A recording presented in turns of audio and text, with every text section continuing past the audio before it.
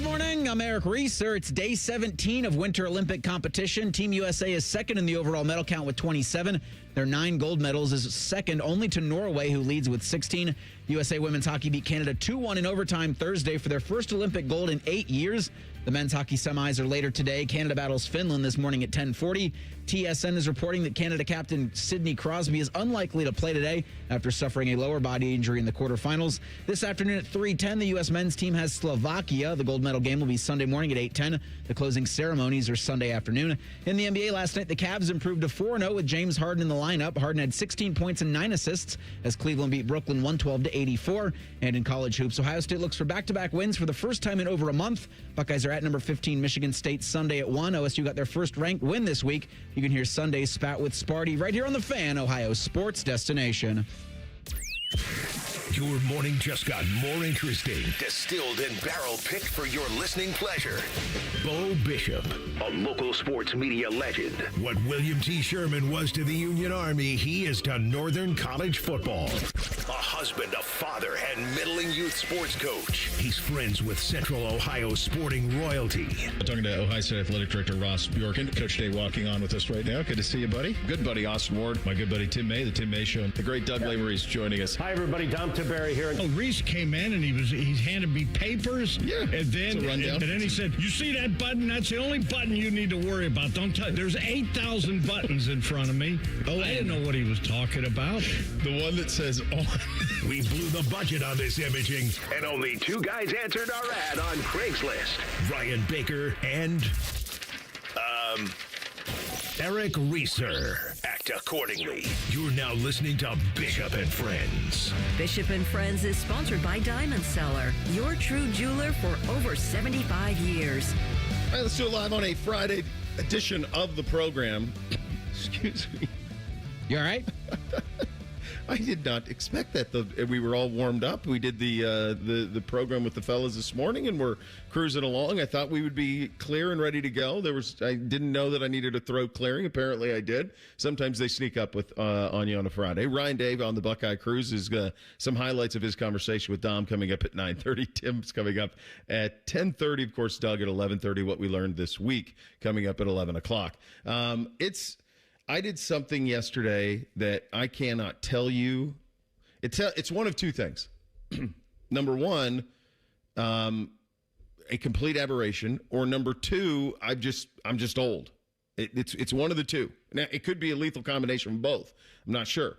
But I knew the results from the Olympics yesterday. Okay? And we'll get to the women's gold medal game, which was as classic as it gets. I knew the results. And yet, last night at 10:40, I am watching the conclusion of a sport that I don't ever watch. I do not know the names of. I know the result. I know that we win gold. I know that Alyssa Liu wins gold. I know it. You know why I know it? Because we do this for a living, and you cannot hide from it all day long. So you know the results. So there is no mystery. There's no suspense. I know what it's going to be. And I am watching the women's figure skating final to completion. She wasn't even the last skater. She was like the 3rd or 4th to last skater. I knew she won. I knew it. A sport I don't normally watch. There were 2 more Japanese skaters who went after her. I knew that they were not surpassing her from 4 hours ago. I knew it. And I sat there and watched all of it. Transfixed, as if I didn't know the result. So I'm either old, or there is something about the Olympics that do this to you. The collective you. The collective us. And I don't know how to explain it. There's nothing else in entertainment other than rewatching shows, which every once in a while I'll do. Every once in a while I'll watch a favorite episode of The Sopranos or Game of Thrones or Breaking Bad or whatever. Do that from time to time. I would never do this in sports. Like rewatch like a random MLS game. Rewatch a random baseball game. Rewatch Buckeye games. Okay, fine. Taking notes, whatever. Rewatch Browns and Bengals sometimes. Okay, fine. But everything else, I sit here and watched all of it. Like, what is it about the Olympics that do this to us. Patriotism, I'm sure, is some of it. And the spectacle. The togetherness. Yeah, you're probably right, Reese. Right, where you don't get this very often. You kind of, you catch the fever, right? Yeah. This is something that you get once every 4 years for the Winter Olympics. You never watch figure skating. I mean, I'm watching curling right now that I'm actually interested in because I think winter between USA and Sweden, I think, goes to the gold medal game. But it's just like, you don't get this ever, and it's the Olympics. And so only forever is that the biggest thing internationally that all of us have this collective interest in. And you want to see how it plays out because likely tomorrow, regardless of your job, someone's going to be talking, hey, did you see that?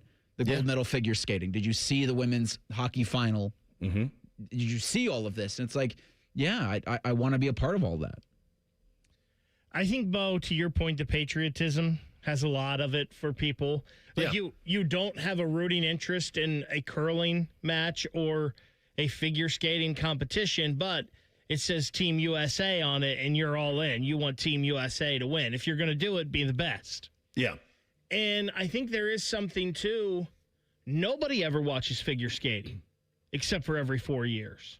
I think you're right. Yeah. Like you used to. There is that, yeah. I believe back when we were growing up, Bo, that like the World Championships or the U.S. Championships, they would put those on TV. I don't even know if you can find those on TV anymore. I'm sure there's somewhere you could. Yeah, I'm sure like Peacock has it. But there's that stuff used to be on broadcast television. No doubt. Yes. And there was nothing else to watch, so that's what you watch. But now, if you, maybe I'm not into figure skating, but it's on right now, and it's part of the Olympics, so I'm going to tune in.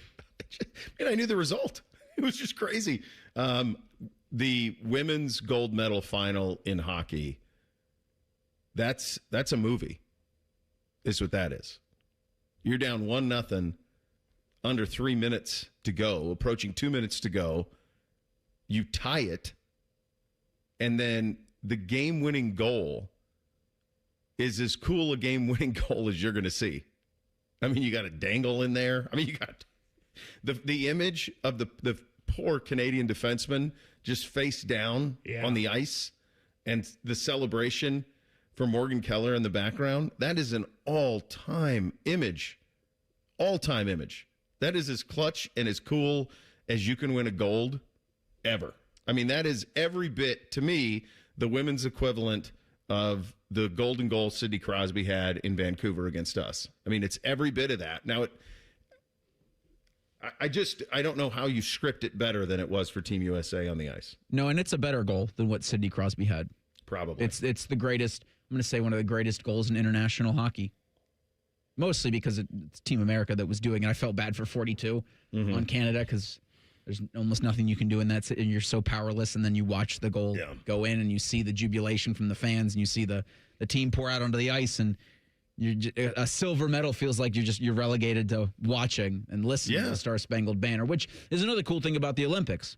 When they play the Star Spangled Banner, there's an overwhelming sense of patriotism, pride, and happiness. And you can see it on the faces of the women's hockey players, like holding back tears during this. And then another cool thing that NBC does is they have I don't know, green room's the right word, but they have like a celebration room. And they sent cameras in there. You could see them toasting and just enjoying the culmination of all this hard work. Yeah. I don't know if I've ever seen a picture ever that encapsulates pure jubilation and pure just despair, like in one photo, as that one that you were talking about with Canadian defenseman on the ice. Don't skip past Bo in this, though, the tying goal and who scored it. Yeah. And maybe I wouldn't say maybe, probably the greatest women's United States hockey player of all time in Hillary Knight, and maybe her last ever competition for Team USA. It was only storybook and appropriate that she's the one that sent it to overtime, and then you get that great goal by Keller in the end. It just the Olympics hit. They're winning. Well, it's you mentioned when you're talking about the image, it's the thrill of victory and the agony of defeat. It's all in 1 millisecond. Do we have the audio? Is this the audio of the game with the call? The outlet pass for Keller, a defenseman. Nice move, cuts to the net.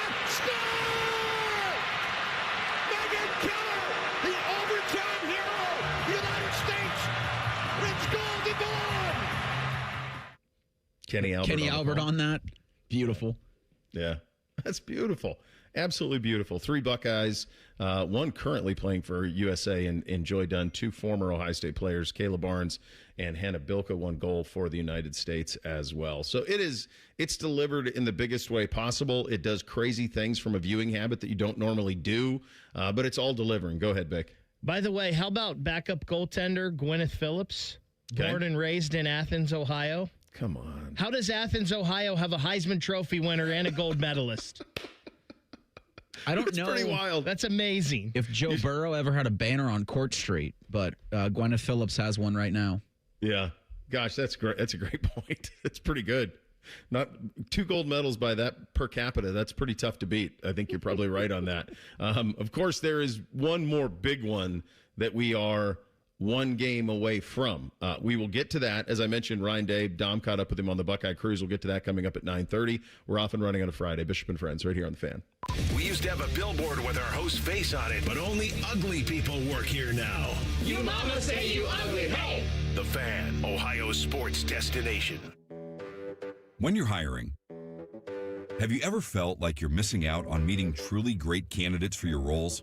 It seems impossible to find them, but they have to be out there somewhere, right? Well, they're not hard to find when you know where to go, and that place is ZipRecruiter.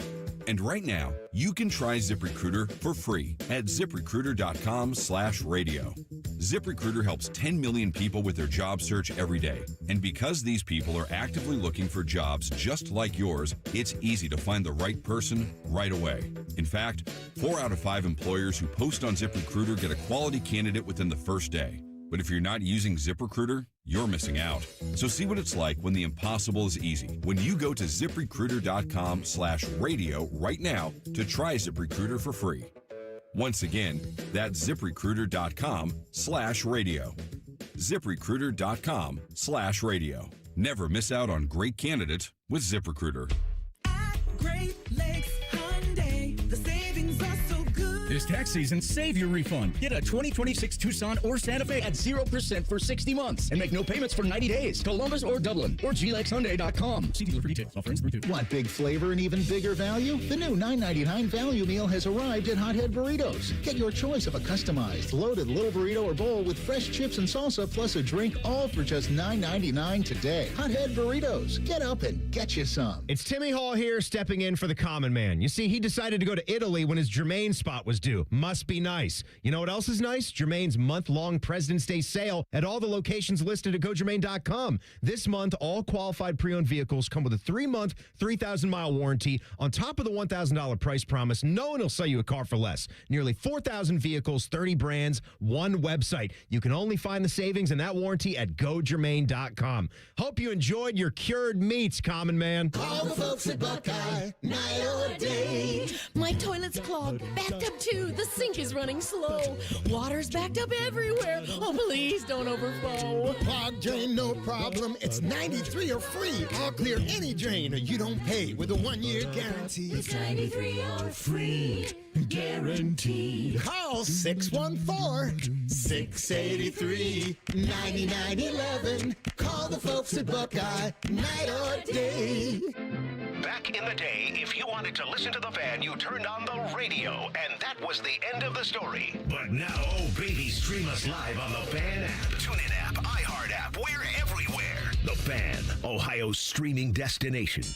Hello, it's John Kozik, founder and president of TurboTrack Realty, and I buy real estate as is, fast for cash. Call me today for an all-cash offer on any of your properties, and we can close within days at 614-470-2000, 614-470-2000. Do you own a property that's outdated and needs thousands of dollars in repairs? Great, I'll buy it. Give us a call today for an all-cash offer at 614-470-2000, 614-470-2000. Would it be convenient for you if you could simply take what you wanted and leave the rest behind? Great, I'll buy it. I buy vacant properties, inherited homes, divorce situations, death in the family, apartment buildings, commercial properties. I even buy my tenants won't pay me the rent houses. Visit us today at TurboTrackRealty.com or give us a call and speak with one of our friendly staff members at 614-470-2000, 614-470-2000. Fan weather. From the Logan AC and Heat Services Weather Center. We are looking at sunny to partly cloudy skies here for your Friday, but turning windy and colder here as we go through the day. Winds are gusting up over 40 miles per hour, and that's ushering in some much colder air as temperatures fall down into the 30s and 40s here by this afternoon. And we are tracking that chill here as we head into the weekend. More sunshine and highs in the mid-40s here for tomorrow. And that's a look at your 10 weather impact forecast. I'm meteorologist Aaron White here on 97.1 The Fan. 1, 2, 3.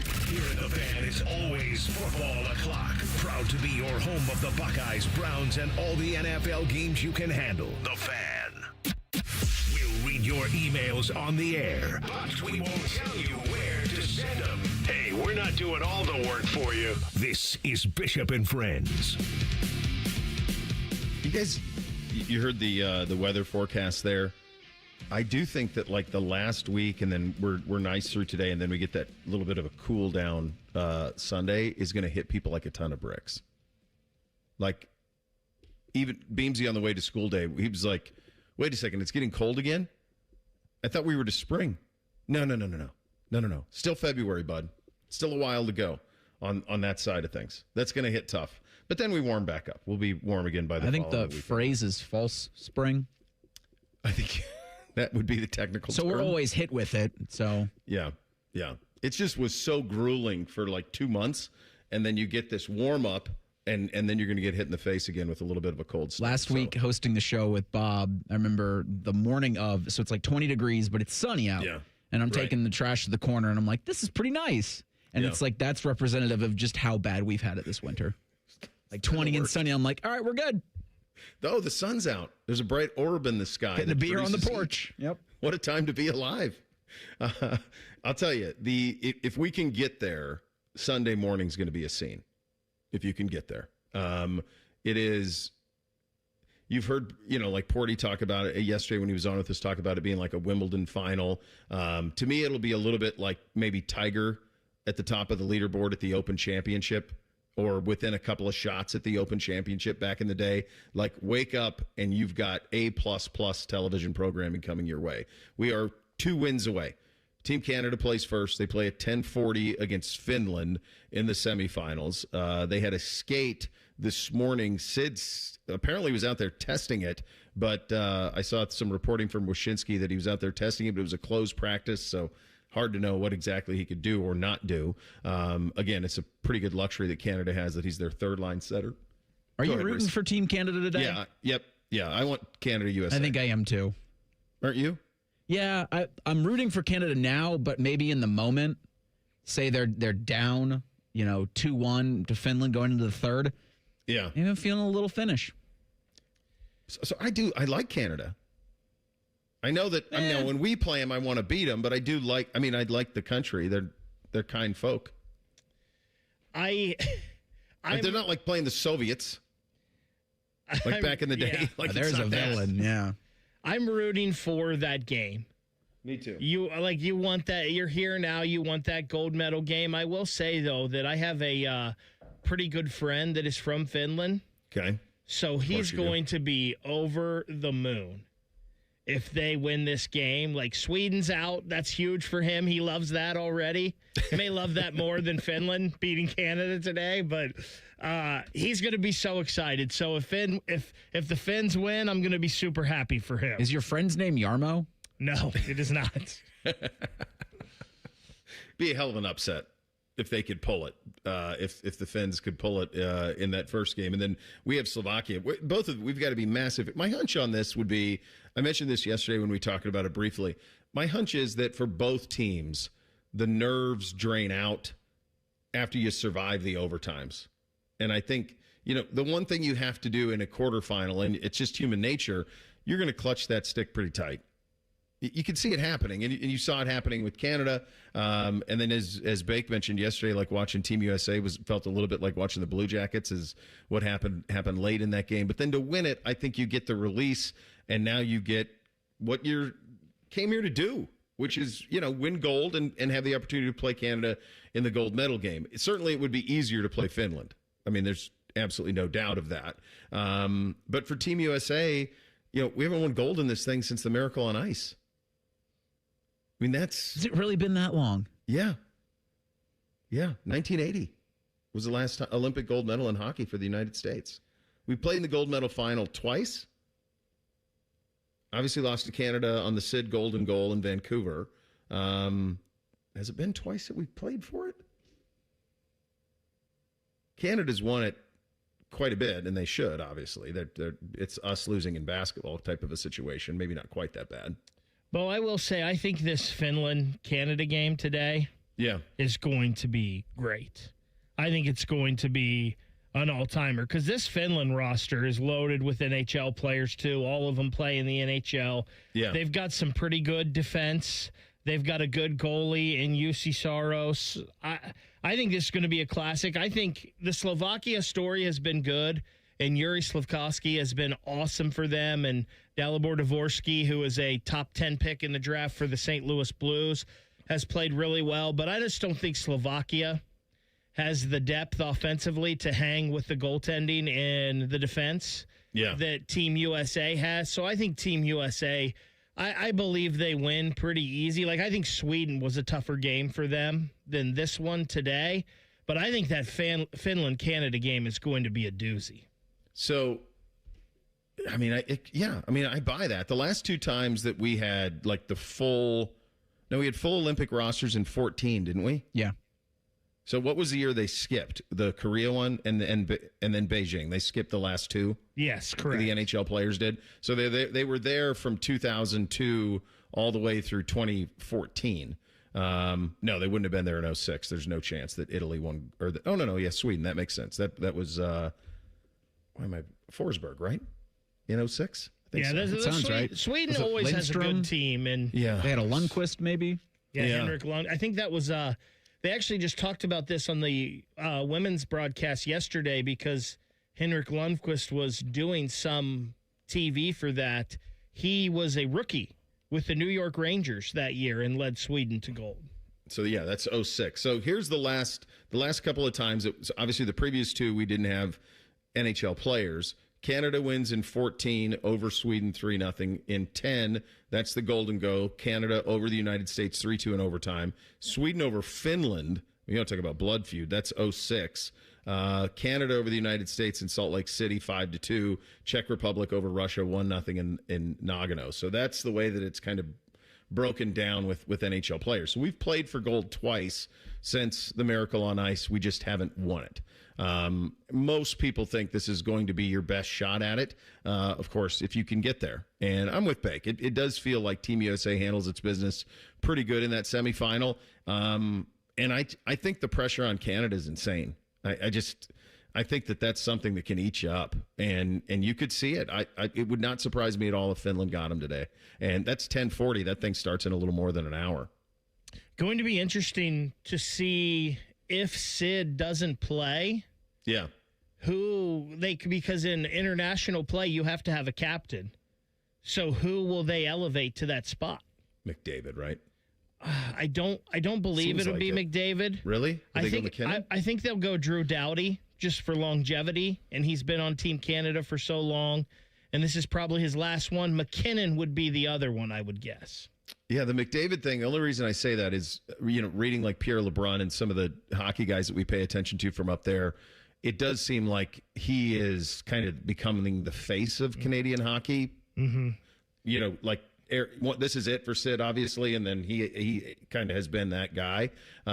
So if you put the C on him now, he can wear it for another 10 years. And I believe one more point for him. I believe he's tied it already, an Olympic record for points in this. Yeah. I believe one more, he breaks the record. Yeah. So, yeah. I mean, and what the gold medal, if you get the gold medal game that you want, you know what that's going to be. That is going to be nuts. Absolute bonkers nuts if you get it. The viewership Sunday morning will be huge. So I was looking, the women's gold medal game yesterday was 6.5 million. Wow. And they must be able to do this immediately because of the streaming. Peacock probably helps, because it was on USA Network. Yeah. But having those numbers available almost as soon as people check in helps, I think, with Peacock. And it's so cool that they have the ability to go to different events, because you can kind of pop in and pop out. And I think really that, and I don't know what the Olympic what that contract looks like, but like to keep it with NBC and everything that they have from a infrastructure standpoint is probably the best move going forward, because you can do all of these events. Yeah. We covered like there are technically 16, but there are like so many different breakdowns of those 16 events. Like I think curling's got mixed doubles, men's and women's. So there's three involved in that sport. That multi-view or that ability to check in and out is really, really cool. I think it's most similar to me, and Reese, I agree. It's most similar to me to CBS at the Masters. They just know how to do it. They're just really good at it. They know how to do it. We are very comfortable with the presentation. We are familiar with all of the voices that we hear, and they just have the music, and it hits, and it delivers, and it delivers in a way that I think it's very similarly to the Masters on CBS. I cannot imagine a scenario where the Masters isn't on CBS. They just know exactly what they're doing. It looks like it's looked for 30 years, and it's perfect. And what they've done this year with the Olympics, and I think this is probably the apex of innovation and availability meets event. I mean, what they're able to do from a technological standpoint with the drones and all of that stuff, and then with the Peacock app, and you're able to watch everything. It's a really good job that NBC has done on this thing, and that's why they've had it for so long.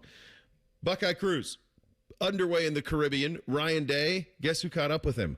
Uncle Dom. Myriad topics were discussed. We'll have some of the highlights coming up next. Bishop and Friends, right here on The Fan. Germain Honda of Dublin cares about your vehicle and your time, and they do that with same-day service with no appointment necessary. Sell them your vehicle at their buying center and get paid as soon as the same day. Shop great lease and finance offers on all the Honda favorites, like the Passport, the Odyssey, and the redesigned Pilot. Service it, sell it, or drive something new. Germain Honda of Dublin on Sawmill Road, just south of 270, or online at GermainHondaofDublin.com. Why does it matter to members that Aetna was named a Best Medicare Advantage company by U.S. News and World Report? Because they chose a plan that gives them real support, real people, and real care. We show up with care management that ensures doctors work together on complicated conditions. We show up with the latest in online tools to make healthcare easier to use anytime. We don't show up for awards. We show up for you. And showing up for you is how healthier happens together. Get Eco. ECO. Hey, Jerry, remember when we launched our $93 drain clearing offer and you invented the phrase 93 or free? You know, I've actually written quite a few catchphrases in my career. Oh, yeah. Aren't you the guy who wrote Bob's Your Uncle? Yep, for my friend Steve, who has an Uncle Bob. I was as surprised as anyone when it caught on with the general public. Get Eco. ECO. Well, we need 93 or free to catch on. Our experts will clear your clogged household drain for just $93. If we can't, it's free. And we guarantee it'll stay clear for at least a year, or we'll clear it again for free. Get Eco, and Bob's your uncle, your drains are clear. Get Eco. ECO. But Jerry, my uncle's name is Michael. Get Eco, and Michael's your uncle, your drains are clear. Let's stick with 93 or free. Yeah, good call. Get Eco. ECO. Eco plumbers, electricians, and HVAC technicians. GetEco.com. Bishop and Friends is sponsored by Diamond Seller, your true jeweler for almost 80 years. The Fan, Ohio's sports destination. What's up? What's up, man? What's up with you? All right, we'll get to Coach Day in just a second, but an update from the Olympic hockey. Team Canada going to play Finland in about 50 minutes. Sidney Crosby will not play in the semifinals. We were actually just discussing this, and this all just came down. And, Bake, I believe I had this. Connor McDavid's going to wear the C. Oh, you were right. Yeah. So McCarr and McKinnon will serve as alternates, but it will be McDavid with the C. So Sid's had that for a long time. My hunch is that unless obviously he'd get it back in the gold medal game, but after that, it'll be on McDavid the rest of the way. So there's your update on the Olympic hockey. Team USA plays this afternoon. Go ahead, Reese. Just real quick. So the bronze medal game will be on Saturday. If Canada falls today, do they just send Sidney Crosby back to Pittsburgh? Mm-hmm. Because Canada's playing in the bronze medal game, who plays? Right. Is it kind of like a bowl game? All right. If you're any of the NHL organizations that have some of your star players on that roster, you're like, nope. Well, they have to play because they can't add anybody to the roster. Okay. Well, but is it turned into an all-star game, kind of? Who's trying? I don't believe so. I don't think that would fly. No, in Canada certainly they would at all. And I will also tell you this: if Crosby can go, he's playing because this might be his last. It's probably Even for his bronze? last. Yes, if he can go, he's playing. Yeah. It's kind of a gold or nothing. It's like situation your worst for Team nightmare if Canada. you're a Penguins fan. Yeah, it would be like him playing in a bronze medal game in the Olympics and furthering that injury. Yeah. I do wonder if it would turn into like a NHL All-Star game kind of where the final score is like 9-6 and people just kind of skate around. Could be fun. Might be a little fun. Ryan Day is on the Buckeye Cruise for cancer. Uncle Dom is on the Buckeye Cruise for cancer. Uncle Dom found Ryan Day and interviewed him. That's the way that these things work. But it's good to hear from Coach. And let's start with him on Arthur Smith and NFL coordinators. Arthur's been around great players. He's been around great teams. Obviously when he was in Tennessee, what he did there, and then went on to be the head coach with the Atlanta Falcons, and then most recently with the Steelers. But before that, he was very much involved in the NFL, but also had a great history of following college football. So he's excited to get into the college game. He's been fun to be around, and so now you have two coordinators. You have two former head coaches in the NFL. So there's a lot of experience there, and we know that's something that these guys are going to bring different perspectives to the table. And when you have credibility like that, it certainly makes a difference when these guys start with their first practice. Did Dom interview him like as a North to Nashville concert was going on? It sure sounds like it. Something was going on not too far away. He just grabbed him and pulled him over. Hey, Ryan. Hey, just a couple minutes. It's good. It's this first full day out in the sea because you just get it over with. I told you I know his operation on these things. He would have it's very likely that he interviewed Ryan within the first 3 hours he was on the boat and then just held it because he's trying to kind of spread it out a little bit. My guess is all of the work that Dommy did was done within the first 3 hours of being on the boat. And pretty smart. Now he's just drinking wine and living it up. He's living and I'll tell you what he's the best at is the auction. He's unbelievable at the auction. It's incredible watching him operate. By the way, speaking of our guy, Big Ev, and North to Nashville, Bennett Christian was up there playing guitar with them. That's pretty awesome. Yeah, very, very cool. Very, very cool. Here is Ryan on the effect Arthur expects to have on the offensive line. He's going to bring a mentality for sure, and like you said, we've got to figure out a way to get the ball to Jeremiah 10 times a game, but it's going to start and stop with the offensive line. And I know that's where his heart is. That's certainly where he played, and he's already met with those guys and talked about the mentality and the identity that we're going to have on offense. The Jeremiah Smith line is a great line. Constantly find a way to get Jeremiah the ball 10 times a game. Yeah, that I'm guessing there is a pretty strict pitch count with number 4 and touches for next season. It is going to be fascinating how they use it and how they use him and how that all plays out in that room and everything else. Obviously, you had guys who have left that room and some new guys coming in, and Chris Henry's going to have to be great. So that'll be a fascinating room to kind of watch as we get into spring football, which will be here in a couple of weeks. In terms of putting the roster together, one of the things that we've hypothesized for a while was these recruiting classes are going to be smaller. They will be partially made up of elite 5 stars, and then the majority of the back end of it will be Ohioans and developmental projects is kind of the way we think this is going to go in the future. Here's Ryan on recruiting Ohio and getting this team a little bit older. The number one thing for us is to recruit Ohio.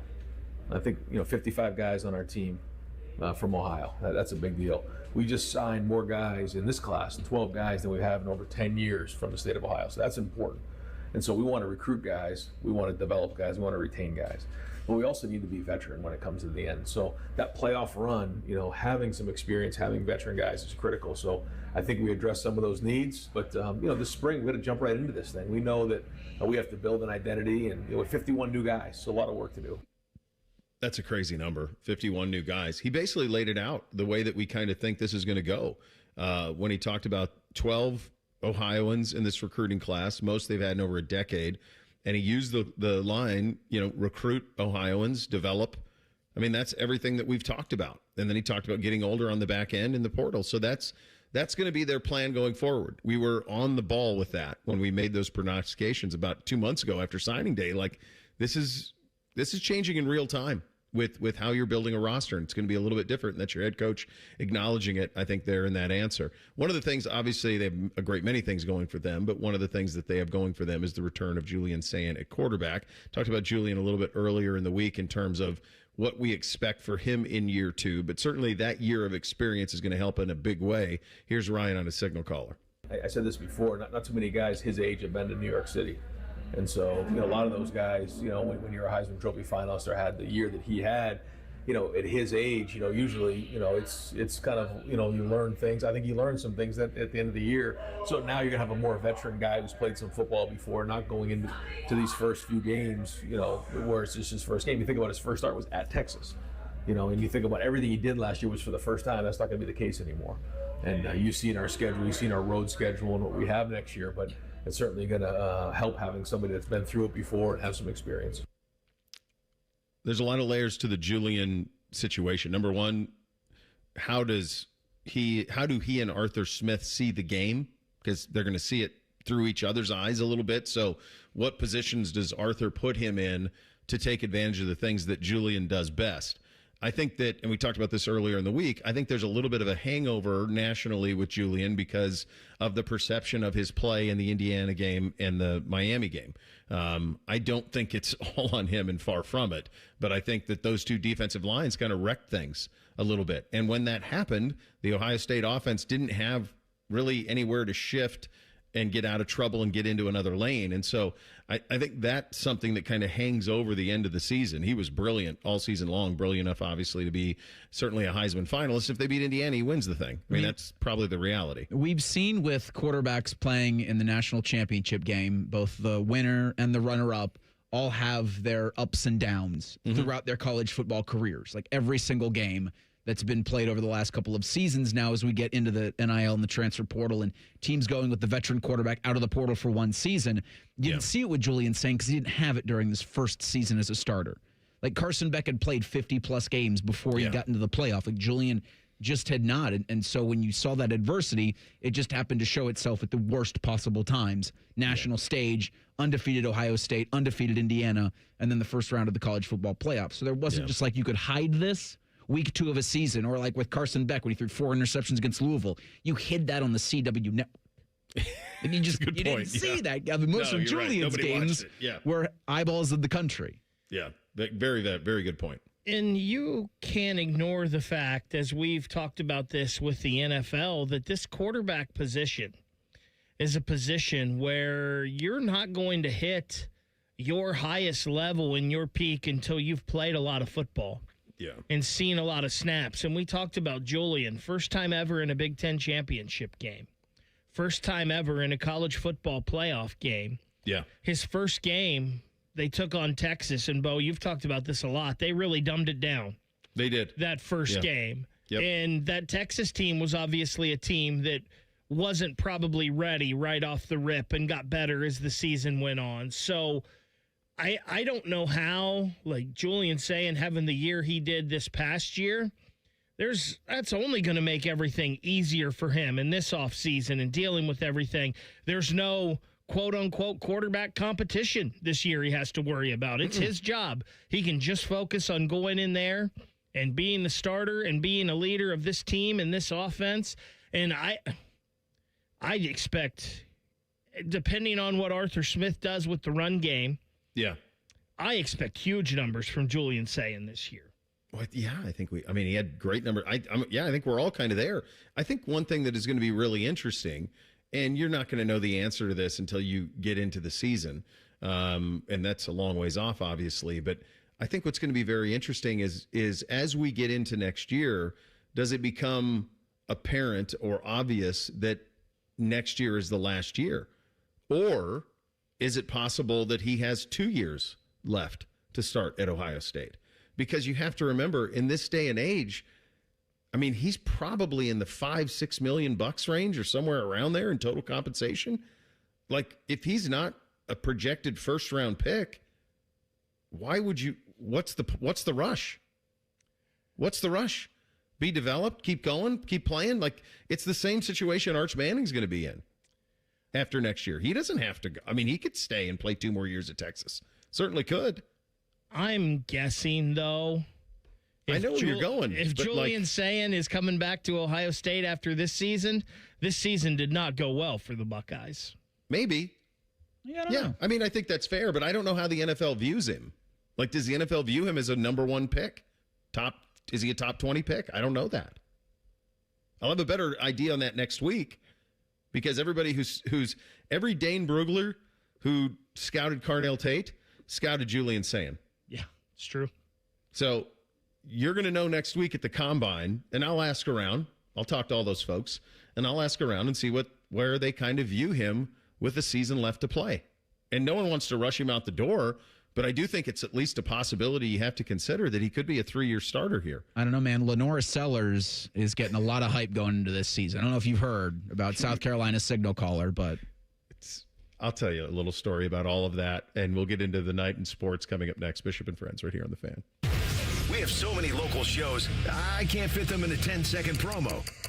So let's just say we're live and local all damn day. The Fan. Hey, Columbus, big news. For a limited time, get Uber One free for a full year so you could save on food and rides. That's a $96 value on us. Just use code Columbus. Get 1 year of $0 delivery fees, 10% off eligible food and grocery orders, and up to 6% Uber One credits on rides. Sign up for this limited time offer today using code Columbus and save big with Uber One. Offer valid through 3/31/26. Savings and $0 delivery fee on eligible orders and rides only. Fees and terms apply. See app for details. Matty Ice here. If you're looking for the perfect new vehicle, my friends at the McDaniel GM Superstore in Marion have just the thing for you. You can lease a brand new 26 Chevy Equinox LT for just $209 a month for 36 months with $4,819 due at signing, or if financing is more your style, grab it for just $379 a month. Terms and restrictions apply. McDaniel GM Superstore has been family owned for over 100 years. They're just off Route 23 on 95 in Marion, or you can visit McDanielGMSuperstore.com. Chevrolet, together, let's drive. Want big flavor and even bigger value? The new $9.99 value meal has arrived at Hothead Burritos. Get your choice of a customized, loaded little burrito or bowl with fresh chips and salsa plus a drink, all for just $9.99 today. Hothead Burritos. Get up and get you some. Call the folks at Buckeye, night or day. My furnace stopped working. Your competition said it's fried. When I saw their cost to replace it, I could have just died. We can give a second opinion, give you options and advice. We'll strive to earn your trust and make you a client for life. Get a free second opinion. Replace or repair. Call 614-683-9911. Call the folks at Buckeye, night or day. Get your day started with T-Bone and Tybus weekday mornings from 6 to 9 here on The Fan. You think that a radio lifer and a national title winner wouldn't have much in common, but you'd be wrong.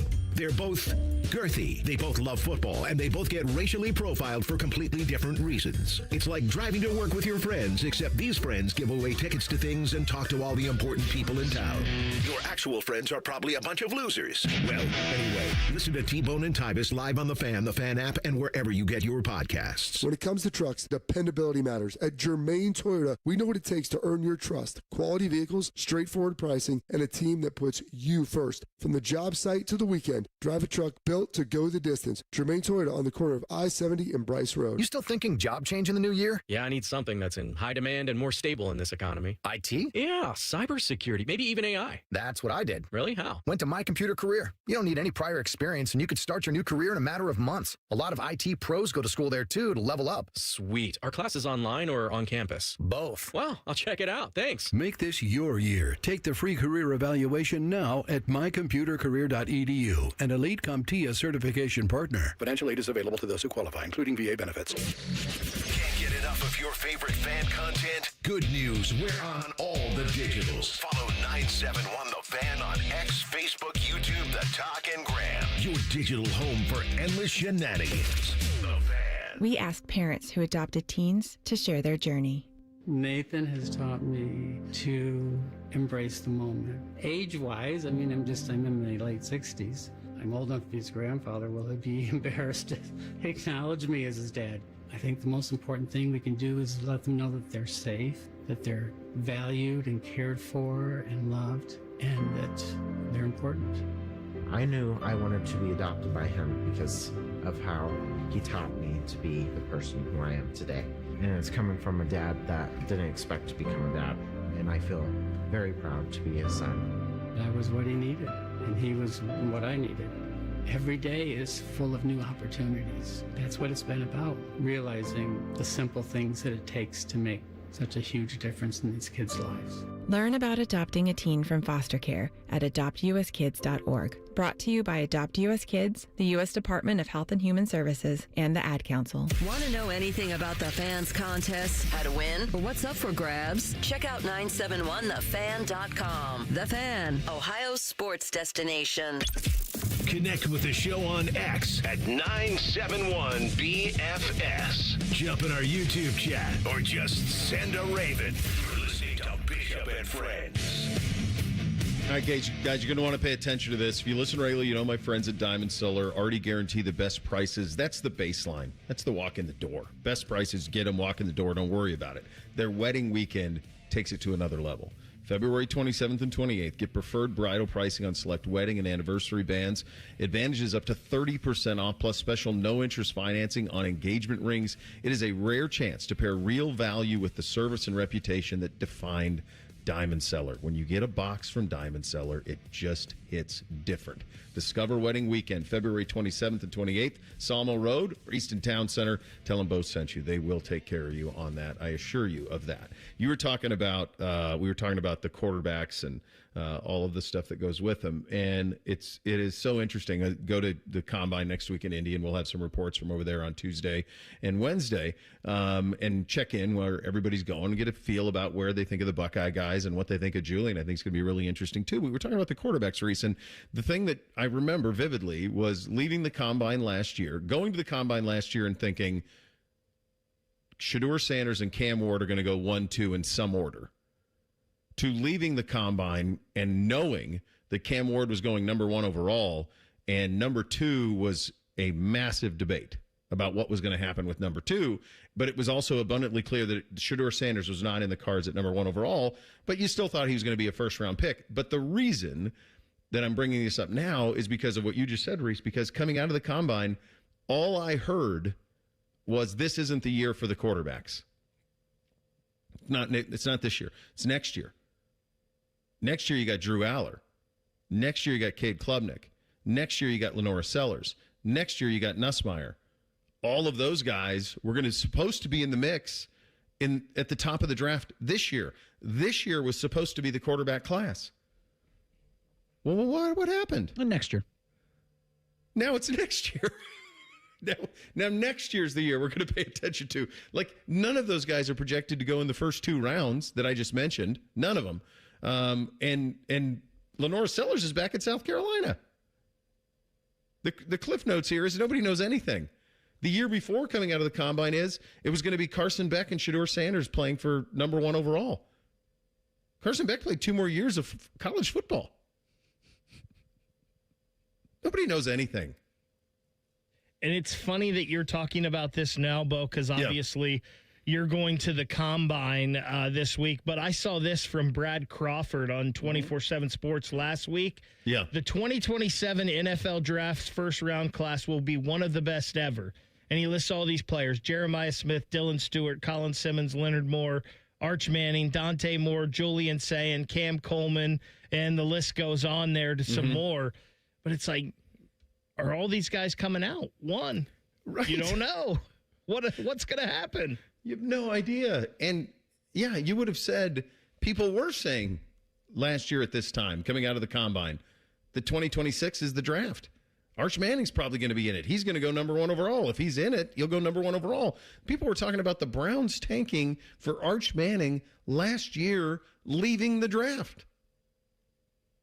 I mean, this is how crazy the draft is and how crazy the Combine. The one thing the Combine isn't crazy. The Combine gets the crazy sorted out. It brings the crazy together, too.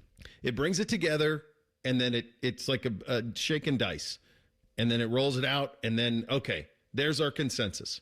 Not a good quarterback here. Wait till next year. Because I'm seeing, obviously, Fernando Mendoza number 1 overall, but then this new mock draft on Tankathon has Ty Simpson going to the Pittsburgh Steelers with the 21st overall pick. Wolf, brother. Yeah, I don't see that. Was there anything about Jackson Dart in the first round last year when you were in Indy? There was. By the end of the week, Reese, it's a good question. By the end of the week, there was a little bit of whisper around him.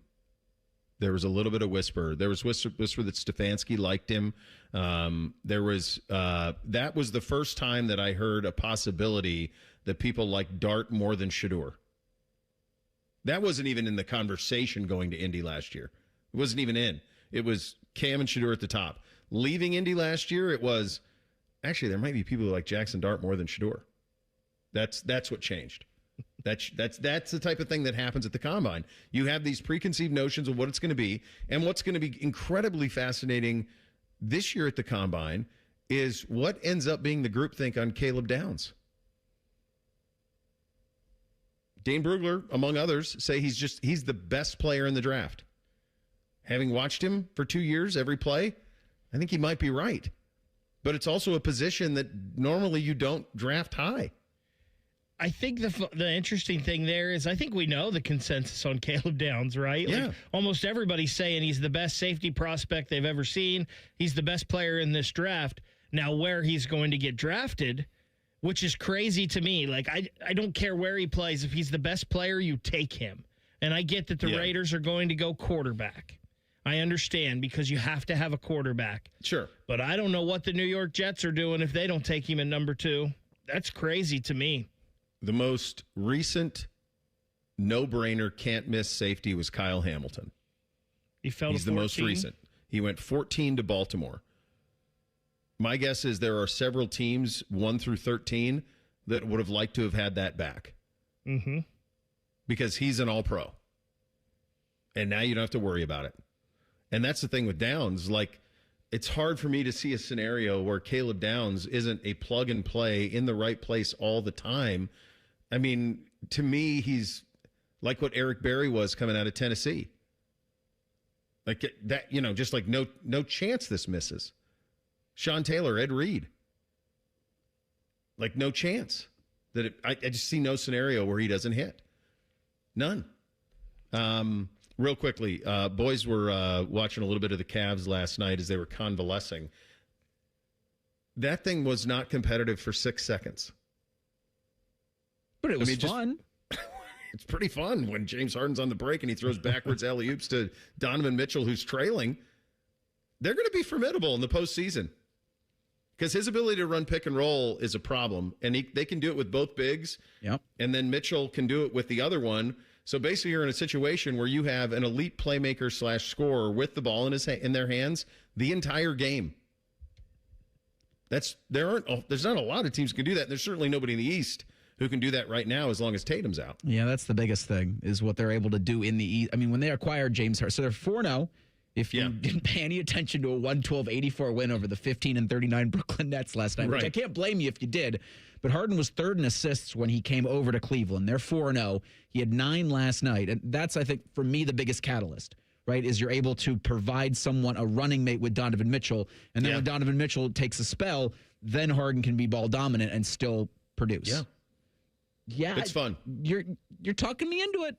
It's kind of fun, Reese. It's a little fun. I didn't know if I'd like it, but it's a little fun. Guess what? The NCAA president is looking for some found money. We will get to all of that coming up next. Bishop and Friends, right here on The Fan. If the sound of another man slammed against plexiglass turns you on, you've come to the right place. Proud to be your home for Jackets hockey. The Fan, Ohio sports destination.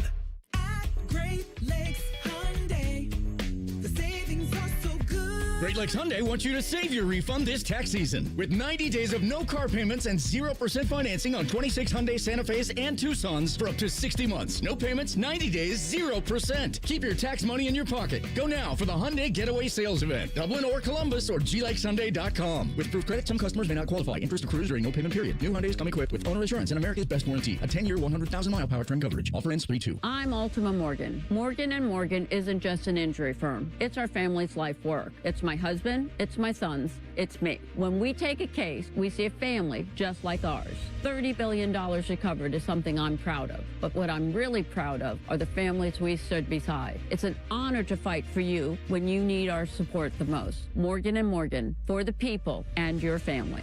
Morgan & Morgan, Ohio office located at 600 Vine Street, Cincinnati. Prior results do not guarantee a similar outcome. Men, we all know how important sex is in a relationship, both for you and your partner. But erectile dysfunction ruins sex, which can often have serious impacts on your relationship as well. This is Jeff for Tri-State Men's Health. And if ED is a problem in your life, you understand the impacts it has on you and the one you love. But I'm here to tell you that ED is a treatable condition, and almost without exception, you can have really good sex again. At Tri-State Men's Health, we're experts in treating ED. We've treated tens of thousands of men with protocols that are effective in well over 90% of cases, which means if you're like most guys, good sex will be the norm. You could even last up to an hour or more and bring a level of intimacy for you and your partner that might just astound you both. It's time to have really good sex again, so call us. Just $99 gets you blood work, a medical consult, and if medically advised, a test dose. And if that test dose doesn't work in the office, your visit is free. Call 800-900-9654 or go to tristatemenshealth.com. We have 6 offices in the tri-state area to serve you. Would you enjoy watching a football game if the officials were paid a bonus for every flag they threw? Or a basketball game where the refs got paid for every foul they called? Okay, how about hiring a furnace and AC company that pays its technicians by the number of parts they can sell you? Hi, this is Dennis, president of Care Heating and Cooling, and today, this is how many companies operate. They call it performance pay, and it rewards technicians by paying them more for billing you more. Why is this bad? Because it abuses your trust in a technician to be treated fairly and honestly. At Care, we've been family-owned for 31 years and have always paid our technicians by the hour for repairs. We'll show you exactly what needs to be fixed and why, and give you our low upfront cost before we start. And unlike other companies, our technicians will never be rewarded for throwing more flags. Our Central Ohio-based staff is here for you 7 days a week. Care Heating and Cooling. Book an appointment online at careheatingandcooling.com or call us at 1-800-COOLING. When you need a company you can trust. A noisy garage door is a cry for help. Hi, I'm Tommy Mello, owner of Don's Garage Door Service. Most repairs are simple, but if left untreated, they can turn into costly repairs. Your garage door works hard every day, and a little maintenance goes a long way. We fix garage doors fast with quality parts designed to last a lifetime. Over 90,000 5-star reviews don't happen by accident. They happen by putting people first. Fixing your garage doors is what we do. From repairs to upgrades, call Don's Garage Door Service today. It's Timmy Hall here, stepping in for the common man. You see, he decided to go to Italy when his Germain spot was due. Must be nice. You know what else is nice? Germain's month-long President's Day sale at all the locations listed at GoGermain.com. This month, all qualified pre-owned vehicles come with a 3-month, 3,000-mile warranty. On top of the $1,000 price promise, no one will sell you a car for less. Nearly 4,000 vehicles, 30 brands, one website. You can only find the savings and that warranty at GoGermain.com. Hope you enjoyed your cured meats, common man. Broadcasting live from the McDaniel GM Superstore Studios. Driving excellence since 1916. Chevrolet. Together, let's drive. WBNS HD1 Columbus.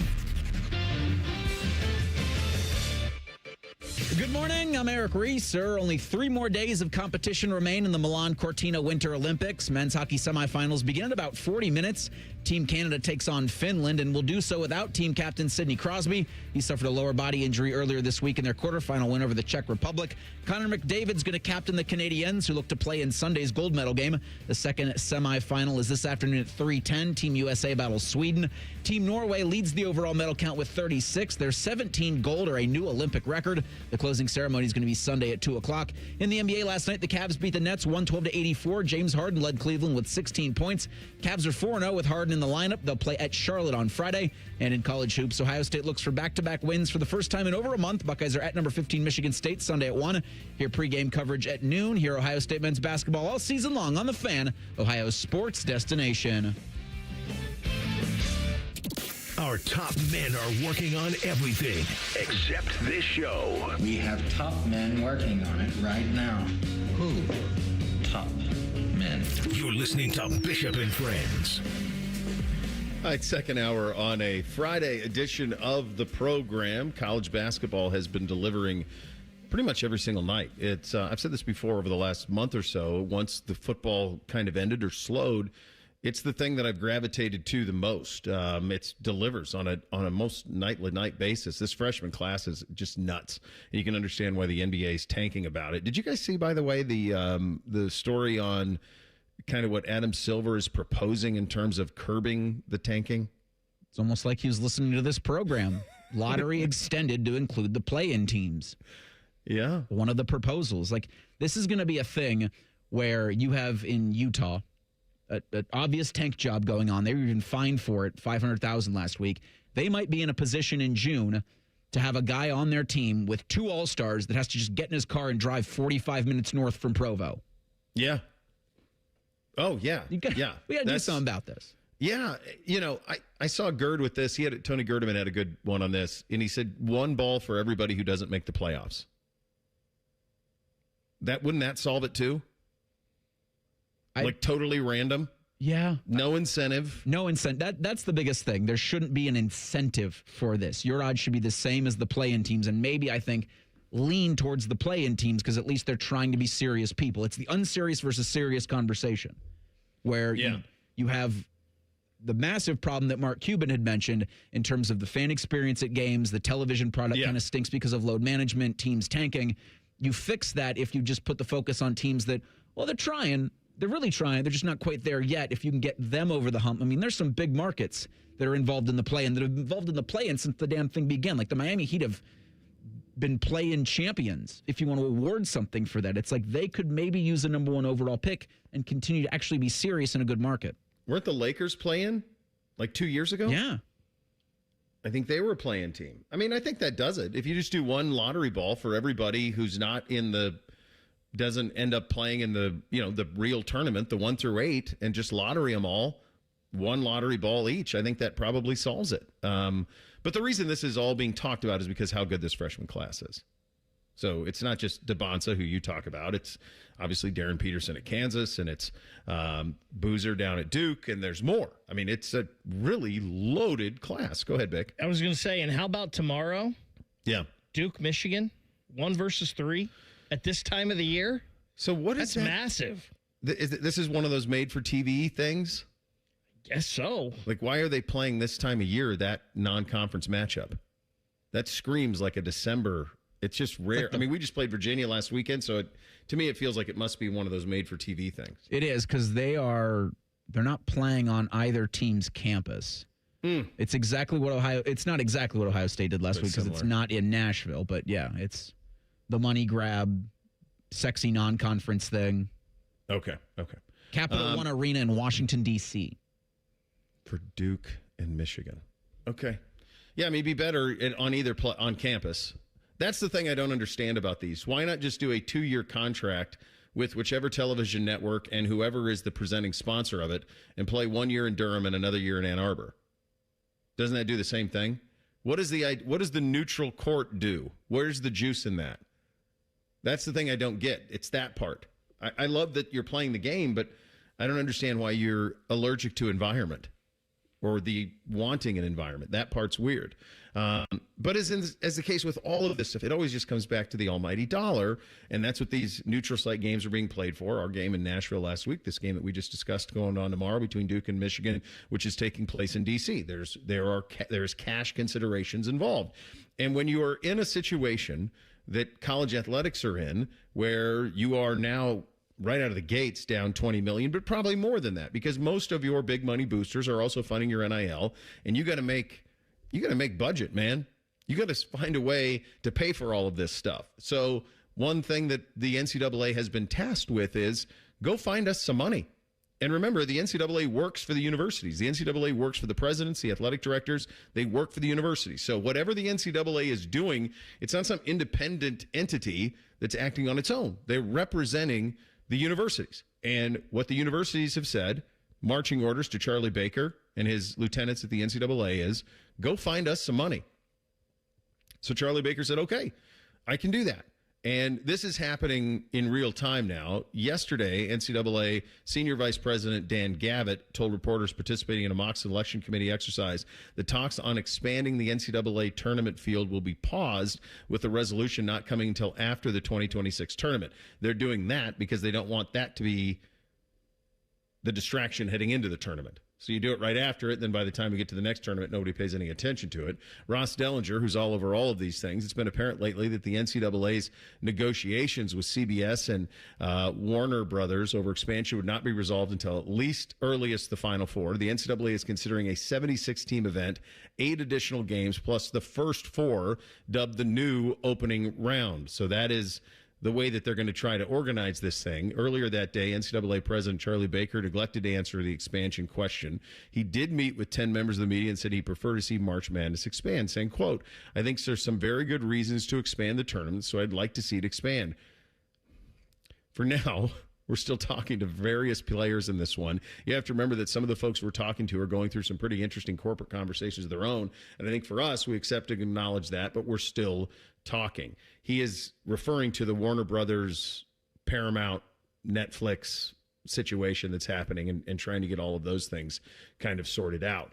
But this is simply about found money. This isn't about more teams getting in or more teams getting an opportunity, more teams being able to compete for a championship. That's all byproduct. That's all the cover. The reality is they're looking for money, Reese. So if they're waiting for CBS and Warner Brothers Discovery to figure things out, yeah, if there's a chance that that gets picked up by, if Netflix does the acquisition, does that mean you're seeing the NCAA tournament on Netflix? I'm sure you would. Like, would that be where they put that opening round? I mean, I'm sure obviously the Final Four and Sweet 16 games and the championship stay on Big Boy CBS, but if it goes that way, you're entering a completely new territory. But opening round, please miss me on this. Like, I think they're still referencing a couple of years ago, like Seton Hall missed the tournament, and they're still just throwing out teams, and it's like, okay, that would have been great that year, but 76 teams plus 8 additional games, so that's 76 plus 16. We're just let them all in, right? Well, you got to go to 76, Reese, because what if Miami loses to OU or they lose the conference tournament? Yeah, you're right. When they lose to OU. You can't put them in because they're not an automatic qualifier, and you can't give the MAC 2 bids. I don't get this. I don't understand this. And I will say this. The NCAA tournament has always been my favorite sports thing of the year. I unfortunately don't get to watch it as much as I used to because those are state championship weekends for the OHSAA and their basketball tournaments, and I'm usually there working those. But the NCAA tournament is great. It is beautiful theater, but Bo, as you've mentioned, we love the upsets early on. We don't love the upsets at the end. And I can't believe expanding the tournament from 68 to 76, which is what they're talking about, is going to make them that much more money. Will it be more money? Yes, but I can't believe it's that much more money. I'm the same way as you at this point, Reese, because none of these teams want to play in anything but the NCAA tournament. Yeah. If we're going to expand this, just throw them all in. And let's knock it out and get through it and go. Because this is You think I'm kidding? ridiculous. I mean, I just go to 128. Just go to 128. Cancel the conference tournaments. At least they're getting instead more of the money one that playing way. the 32. Instead of the one playing the 16, have the one play the 32. What difference does it make? Just add another weekend. 2 more games each. Everybody. Instead of 6 games to win the title, you got to win 8. I mean, instead of the student athletes traveling for 3 weeks to play for a national title, they travel for 4. Doesn't matter. Doesn't matter. Here's the reality of this. A lot of people push back on it, and for the reasons that you guys just said. Don't mess with my tournament. I like my brackets. I like it the way that it's set up, 116. Everybody can picture it left or, exactly what it looks like. And we're used to it. We're accustomed to it. But the reality is, if they add an entire another round, if they have 12 teams or whatever they get to, if they get to 96 or any number that they want to get to, the reality is that we'll all watch. We're all going to watch. Because in our country, we love stakes. And we like win or go home. And there will be upsets. They'll happen. A 31 will be to 2. I mean, it'll happen. And it'll be a big deal. And people will pay for it. And Bake, the only pushback I would give, and I agree with almost all of your statements, I just think this is inevitable where we're going. The only pushback I would have is an entire extra weekend of NCAA tournament games as inventory. Yeah, there's a big value in that. That might be a couple $100 million. Maybe $400 million, $500 million. For 4 more games? Well, I'm not saying 4 more games. I'm saying that's a jumping off point. You could end up with an entire other round. Well, but that's easily. That's what I'm saying, though. Let's quit like baby stepping to all this. If you're Well, going to yeah, do it, jump just in. do it. Like, just jump in the deep end. Rip the Band-Aid that's what I said. off. Go to 128. Just like the 76. 2 more rounds. The 76, that's 4 more games. I can't believe they're going to make that much. So if you want to make money, and that's what you want to do, just do it, and we'll all adjust. I hate this. I know. It's the NCAA tournament has been one of, if not the best thing in sport we do for a month. Yeah. And it's perfect the way it is. Yep. Yeah. But I would say the same would have been, argue the same would probably have been true for an 18 college football playoff. But for some reason they went to 12 to avoid litigation is the cheat code on that. But for some reason they went to 12. Now we want to go to 24 in the Big Ten, 16 in the SEC. I mean, everybody who's playing for these national titles is not worthy of it. I mean, we have not gotten a steady diet of great games in the first round. Hasn't been the case. So, but we watch and people pay for it. And that's kind of the reality of the business at this moment. One thing that would certainly put a smile on a lot of folks' faces around here is if the Buckeyes could win a couple of games in a row, and if they could do so in Sparty Land. There's always something that hits a little bit different when you're up at the Breslin Center. We'll get you set for a game that would be pretty sweet. Not a must-win, but certainly a massive step if the Buckeyes could win 2 in a row and beat the 15th-ranked Spartans in their place. Tall order, certainly. You'll hear from Jake on that coming up next. Bishop and Friends right here on The Fan. All the 10 TV people come over to our side of the building to take a deuce. That should tell you something about how we operate. The Fan. Hey, what's up? It's T-Bone. Tired of snoring? Dr. Mark Levy can help with a custom mouthpiece that opens your airway and stops the snoring. No mask, no noise. Call 1-800-MORE-SLEEP or visit sleepbettercolumbus.com today. Stop snoring. Sleep better. Live better. At Baths R Us, we believe home improvement is life improvement. As the Midwest's fastest growing 5-star bathroom remodeler, we're more than just transformations. We're a community driven by a mission to bring your dreams to life. Our installation team, part of the Baths R Us community, isn't just skilled. They're dedicated to respecting your home. Each day, they bring craftsmanship and hustle, turning your dream space, no matter the size, into reality. Together, we embrace a culture that values diversity, collaboration, and giving back. From supporting local projects to fostering a workplace where every voice is valued. Baths R Us is more than a company. It's a community of experts. We're also expanding locations to create more possibilities for homeowners across the Midwest. Wherever you are, you'll find us ready to turn your dreams into something you can see, feel, and enjoy every day. Right now, get $1,500 off a shower or tub replacement or $3,000 off a full bathroom remodel. Plus, low to no monthly payments. Call 380-225-BATH to schedule your free estimate or go to bathsrus.com. Baths R Us, where dreams soak in. Hey everybody, it's Jeremy Birmingham Berm from the Austin and Berm Show on 97.1 The Fan. I hit maintenance mode after dropping 35 pounds with Awaken 180. The Awaken 180 coaches made it simple. Now pizza and ice cream are back, but the cravings aren't. That's a complete mindset shift. Awaken180weightloss.com. Wesley Financial Group is not a law firm. Ask yourself this question. Is it really worth holding on to that timeshare that you know you need to get rid of? Here's the truth. The average maintenance fee just went up over 17%.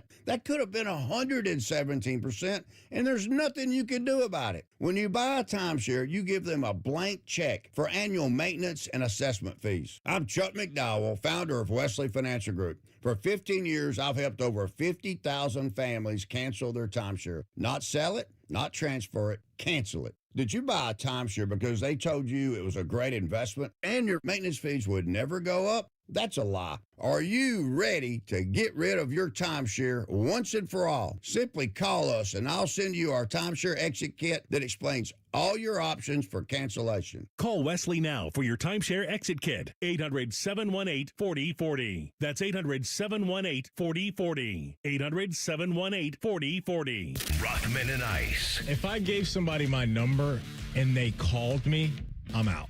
I don't know you like that. You don't need to be calling my phone. We can text.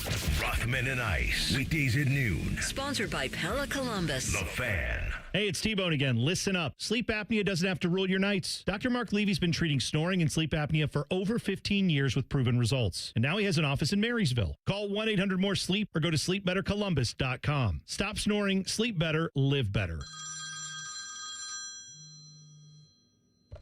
Hi, the Scott Antique Markets are back again at the Ohio Expo Center, featuring hundreds of vendors with collectibles and merchandise from all over the world. The market is one weekend monthly, November through March. Build your family heirlooms. You can find everything that gets old. Just take I-71 to exit 111 to enjoy America's favorite treasure hunt. Visit thescottantiquemarket.com for more information. Come join us at the Ohio Expo Center for the Scott Antique Markets. It's huge. It's the Scott Antique Markets this weekend. Hello, it's John Kozik, founder and president of TurboTrack Realty, and I buy real estate as is, fast for cash. Give us a call today for an all-cash offer at 614-470-2000, 614-470-2000. I buy vacant properties, inherited homes, divorce situations, death in the family, apartment buildings, commercial properties. I even buy my tenants won't pay me the rent houses. Give us a call today for an all-cash offer at 614-470-2000, 614-470-2000.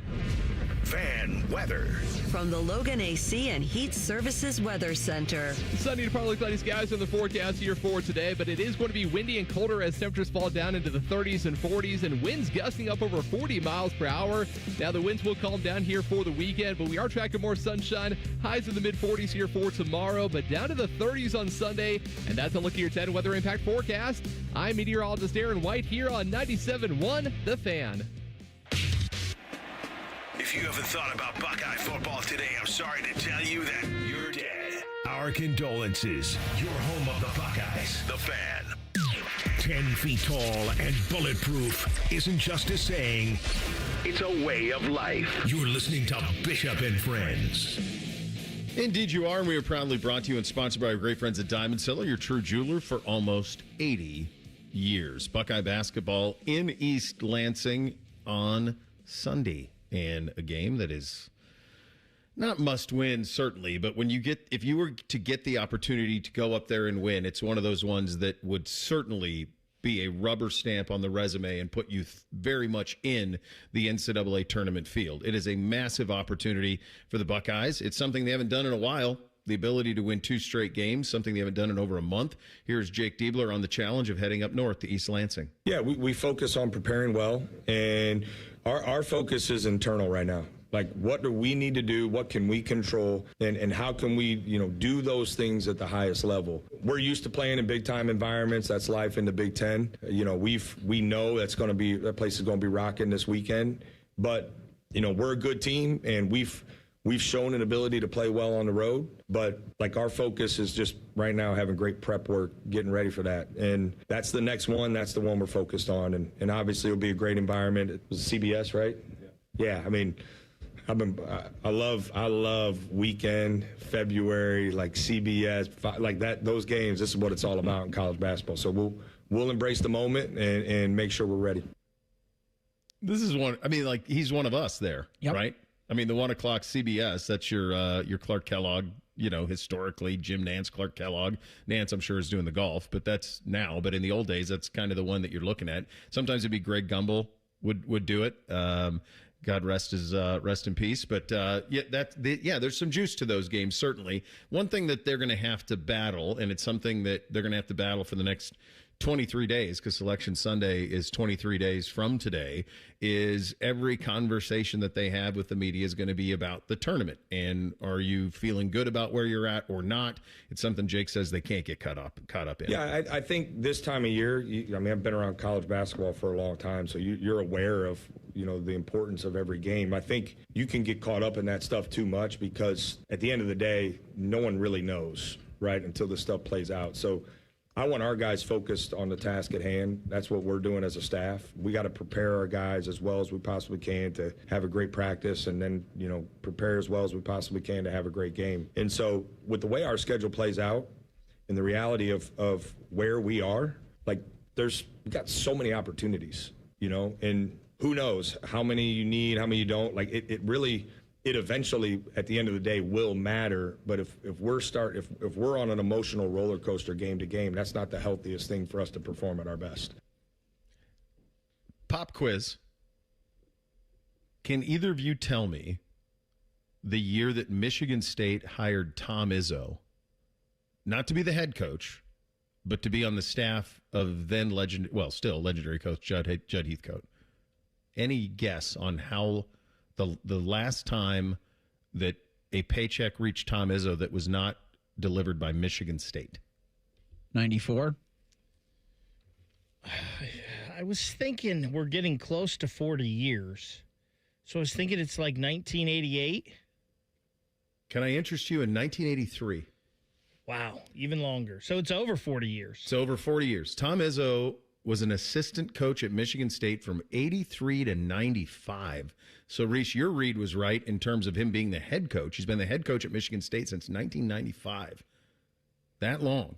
And he's been on the staff since 83. I'm going to tell you something.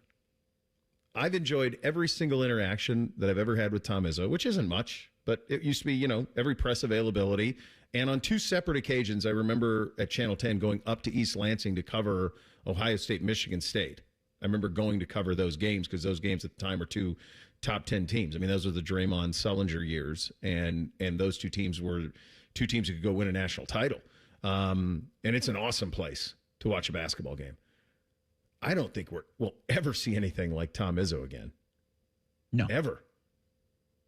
Right? Those days are gone. No coach is going to be trying to deal with all of that for that length of time. No. And then no program, no fan base is going to be able, no booster base is going to be able to have that kind of patience if there are dry years. Yeah. Now, he hadn't had many of those, but yeah. With that, it's a miracle that Izzo hasn't lost his mind yet. And I know he's been very outspoken about the Bediacos of the world and the player at Louisville and all of that. But it's a miracle that he has not lost his mind, because college athletics, we know how much they've changed in just the last 5 years. Yeah. In 10 years. But 43 years? It's a miracle he hasn't blown a gasket. I think it's probably fair. He's 71 years old. How long you want to do this, Coach? Do you guys realize that he has made the NCAA tournament every single year since 1997? Yeah, I was just looking at this, and I wondered, this was a little bit after the pandemic. I think there were just what they maybe want to move on from him, but then he goes 30-7 last season. It's no. And I also wonder for him, you do have very enthusiastic boosters. Yes, you do. For the Spartans basketball program. And I wonder if knowing you have that kind of backing from the people that cut the checks can put you above any athletic director. And there's been some AD turmoil in East Lansing. Can put you above almost anything else as long as the billionaire boosters are no, he's the guy. Well, Ishbia played for him. That's right. I mean, he was a walk-on, but he played for him. So, I would imagine whatever Tom wants, and that you've seen those stories on Real Sports with Ishbia going back to Michigan State and all of it. I just can't even imagine. It feels like anything Tom wants, he would get. One of the coolest things in all of this that I've done was seeing Tom Izzo. I believe it was 2 years ago. It might have been 3, but I think it was 2 years ago at the boys' state basketball tournament. He was there with watching Jesse McCullough, who played for, I can't remember if it was Lutheran East or Richmond Heights, one of those two, in their great run that they've had here recently. McCullough was playing for them, and he was committed to Michigan State. He was actually wearing Michigan State shoes. Nice. On the court that day at the state championship. And just seeing Tom Izzo sitting in the middle of the crowd with McCullough's parents, just hanging out, watching the game. We've lost. I mean, most of the rest of them have stepped down from that era. He's still there. Bill Self's still there. Now, Bill Self hasn't been at Kansas that long, but before that, Bill Self was at Illinois, and they were legit there. And then before that, he was at Oral Roberts. But so, he's been there. Pitino's been in our life the longest. I mean, in terms of going way, way back, all the way back. I remember him at Providence. I'm old enough to remember him coaching Billy Donovan at Providence. So that he's still there. Cal's still there. We still have Calipari. But there aren't many left from this era. And the idea that somebody has been the head coach at Michigan State or has been on the bench at Michigan State for 43 years. I mean, good Lord, you'll never see this again. And Izzo might be the only coach I don't blame for where college basketball has gotten to. Television's Jacob Reimer would try to have you believe that, or would try to have us feel bad for Kansas and Bill Self with Darren Peterson. Yeah. But it's those coaches that you just mentioned, the Bill Selfs, the Will Wades, the Sean Miller, wherever he's at now, that got caught on FBI wiretaps trying to arrange cash payments for players. They're the reason that college basketball is like this the way it is right now. And Izzo just kind of an outlier. That's not why. NATO said it's because there's no rules. That's why. NATO blamed the rules. He wouldn't be doing this if everybody else wasn't. So the hell out of here. Jeez. This is a good tweet from Jacob Meredith on social. Remember when Izzo almost went to Cleveland? I sure do. Because he was going to go to Cleveland and thinking he was going to go coach LeBron James. Like, that was there. And then he must have clearly got word LeBron is not re-signing here. You don't want any part of this. Oh, he did the decision before LeBron's decision. He did. Don't you remember that? That was all that summer. They had just fired. Was it Ty? No. Was it Mike Brown? Might have been Mike Brown. Might have been Mike Brown. They just fired Mike Brown, and they were going to hire Tom Izzo, and they thought that would help. I mean, they were obviously fully convinced that LeBron James was going to re-sign in Cleveland. Like, the consensus was there's no chance. Actually, Byron Scott told this story last week that he called Chris Paul, and it was like, he just got the Cavs job. What are you hearing on Bron? And Chris Paul's like, yeah, he's gone. He's gone. But Cleveland was convinced that he was never going to leave. And they, that is correct. Like, they really thought they were going to hire Tom Izzo to coach. Now, they ended up hiring Beeline. For a minute. For about 6 minutes. And he called them thugs. But when we're thinking about Izzo and how long he's been at Michigan State, is it crazier to think it's been 43 years? Or is it crazier to think he got there 4 years after Magic and Bird? That's the one that it hits at. That he's 4 years after Magic Johnson led him to a national title. That's the one that really hits home, because that feels like in another lifetime, brother. Tim May in 2 minutes. Bishop and Friends right here on The Fan.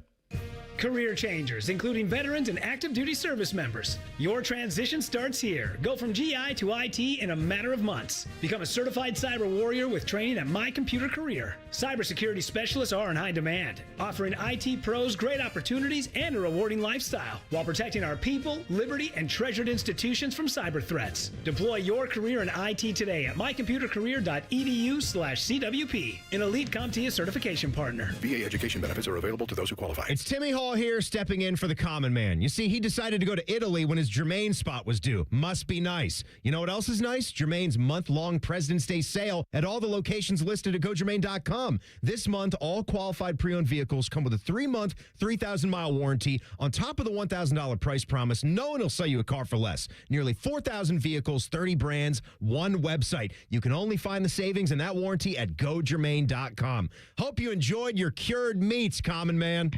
Ever wonder where your go-to maintenance person gets the metal products they need to fix yours and everyone else's problems? The best in the business go to Metal Supermarkets for their wide variety of metal products and shapes to tackle projects from simple to complex. Metal Supermarkets is your source for all metals cut to size and ready fast. No minimum order with maximum service. Visit the family-owned franchise on North Wilson Road or at Columbus at metalsupermarkets.com. We're hiring at Don's Garage Doors. No experience? No problem. We provide full training, a brand new van, top-of-the-line tools, a gas card, and steady jobs with weekly pay. This isn't just a job. It's a career with real growth, great pay, and job security. Our team members go from training to 6 figures, and we're ready to help you do the same. Don't wait. Apply now at donsgaragedoors.com. All your favorite fan shows are available when you want them. Head to 971thefan.com and hit that subscribe button. The Fan, Ohio sports destination. The perfect show for quarter zips and khaki shorts. You're listening to Bishop and Friends. It's a Friday at 10:30. At this time, we talk to our good buddy Tim May, the Tim May Show with Clay Hall on FanStream Sports. And he joins on the Brian Heating Cooling Systems fan guest hotline. Why do you think it is so? I'm going to the NFL Scouting Combine next week, and I know I know you've done that before, but it wasn't something you went to every year. But this was the question that I wanted to ask you. Last year, when I left the Combine, the consensus was wait till next year on the quarterbacks. And I was told about Aller and Klubnik and Sellers and Nussmeier. They're all going to go in the top 10. Well, none of them are. None of them are, Tim. Sellers is still at South Carolina. Why is it so hard to identify quarterback? Because quarterback's like almost every other position, but it's so refined the way you look at quarterbacks. They all reach their level eventually, and they leave you wanting. And the main thing, I know you know this, Bo. By the way, I've never been to the combine of all things in sport. Yeah, because I covered the NFL back in the late 70s, early 80s, but then I moved on to cover Ohio State, and we had guys who were covering NFL teams, and then I just never assimilate. But the point is, you can watch it on TV. Yeah, you can. Yeah. Except for the glib when they're telling you why you should draft them and all that baloney. But the bottom line is, quarterback is the hardest position in sport to determine who's going to be the guy. And what compounds it for a lot of these guys is when they stay, whatever you want to call it, an extra year, or it's a good thing they stayed an extra year, so you got another look at them assimilating information on the fly in split seconds, and you suddenly see flaws in that. Then it gives you pause, and that's what you saw in every one of these guys.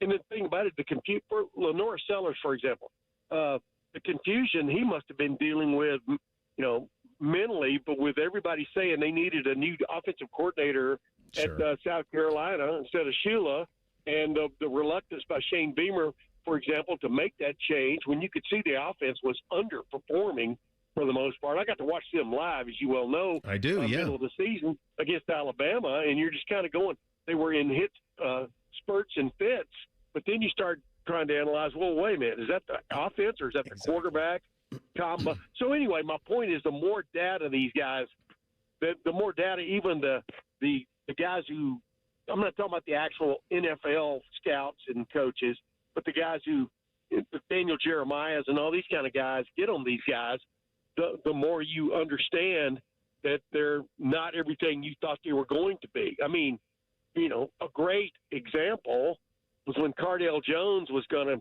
maybe be a first-round draft pick after the 2014 Carnival, and then, he was replaced as a starter, a third of the way or whatever into the 2015 season by the guy, J.T. Barrett, who he had assumed the position from. So, and his draft stock just plummeted because there were certain things about his game that the coaches, people didn't like. You could see it yourself, right? Yeah. So that's why I'm not even sure. I'll say this. I'll go out on a limb and say this.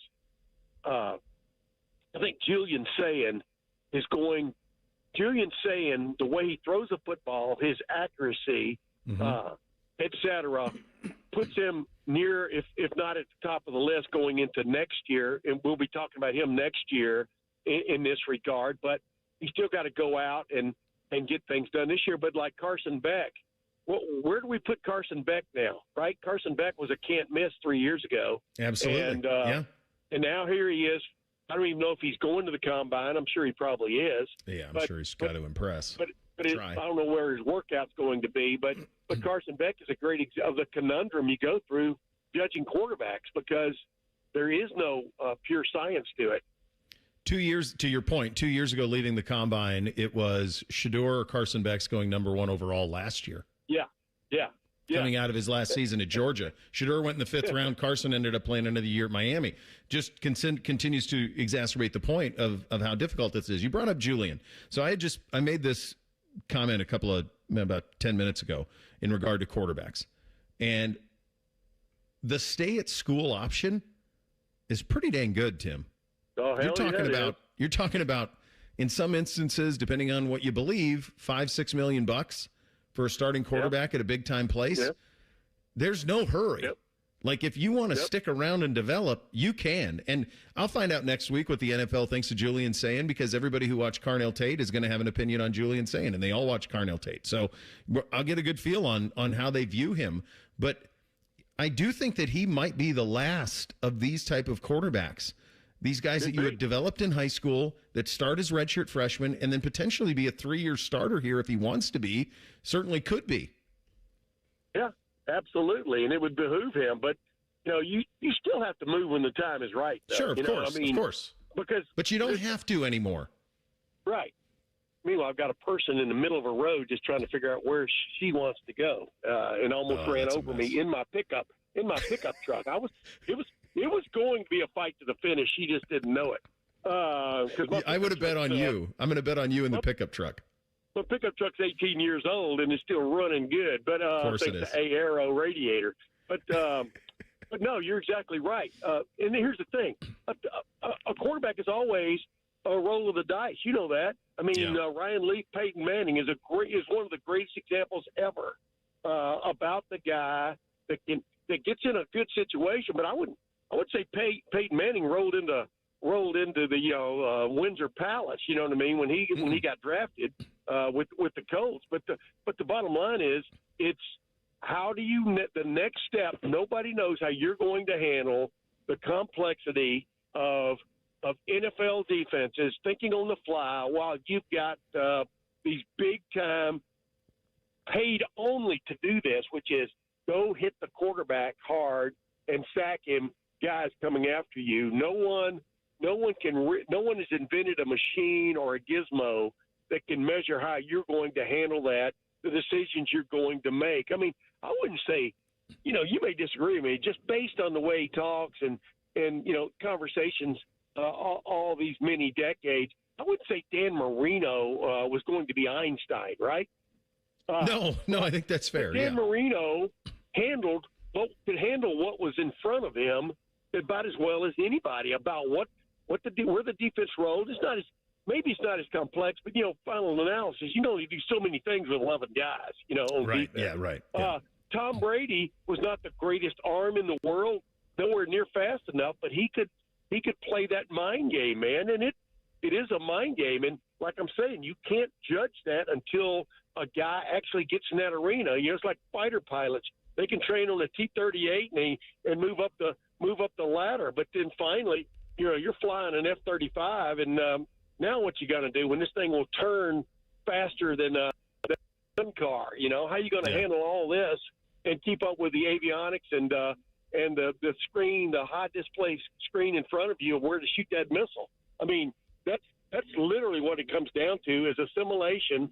Yeah, you got to have all the physical capabilities, but the assimilation of the information in split seconds is what sets them apart. And that because a beat late and you're intercepted. We saw that in the Super Bowl. Yeah, right. Yeah. By the way, how cool is that F-35 scene in Top Gun Maverick?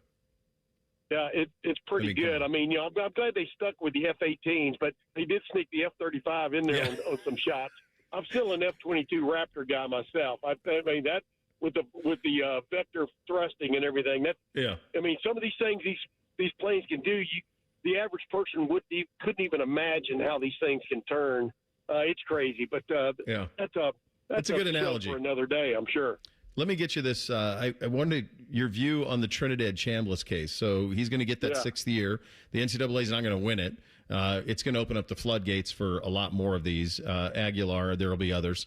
They did kind of the smart thing in that they went to a small, I want to say it was a county judge in Mississippi that gives them the favorable ruling. So they're pretty smart on that type of thing. But the NCAA doesn't ever win these cases either. Is there any end in sight to any of this? Well, they got to fight. Here's the thing. You do have to fight for what you think is right. I mean, in the NCAA, on behalf of its members, is thinking it's fighting for what is right. By the way, the courtrouse you just described reminds me of my cousin Vinny. Right. It's exactly like that. Fred Gwynn turns to the prosecutor, Mr. Trotter. But Jeremiah Trotter, I'm always calling him that, but that's another story. But I mean, dude. But here's the thing, Bo. I think even society has to come to grips with something. Do we want college sports, athletics, to be a career? No, of course we don't. 6 years is longer than probably 8/10 of the quarterbacks ever drafted in the National Football League last in the National Football League. 6 years. But now, just multiply, let's be conservative, multiply that by 1.5 million, and that's conservative. You're walking out of there with that nest. You don't even have to go.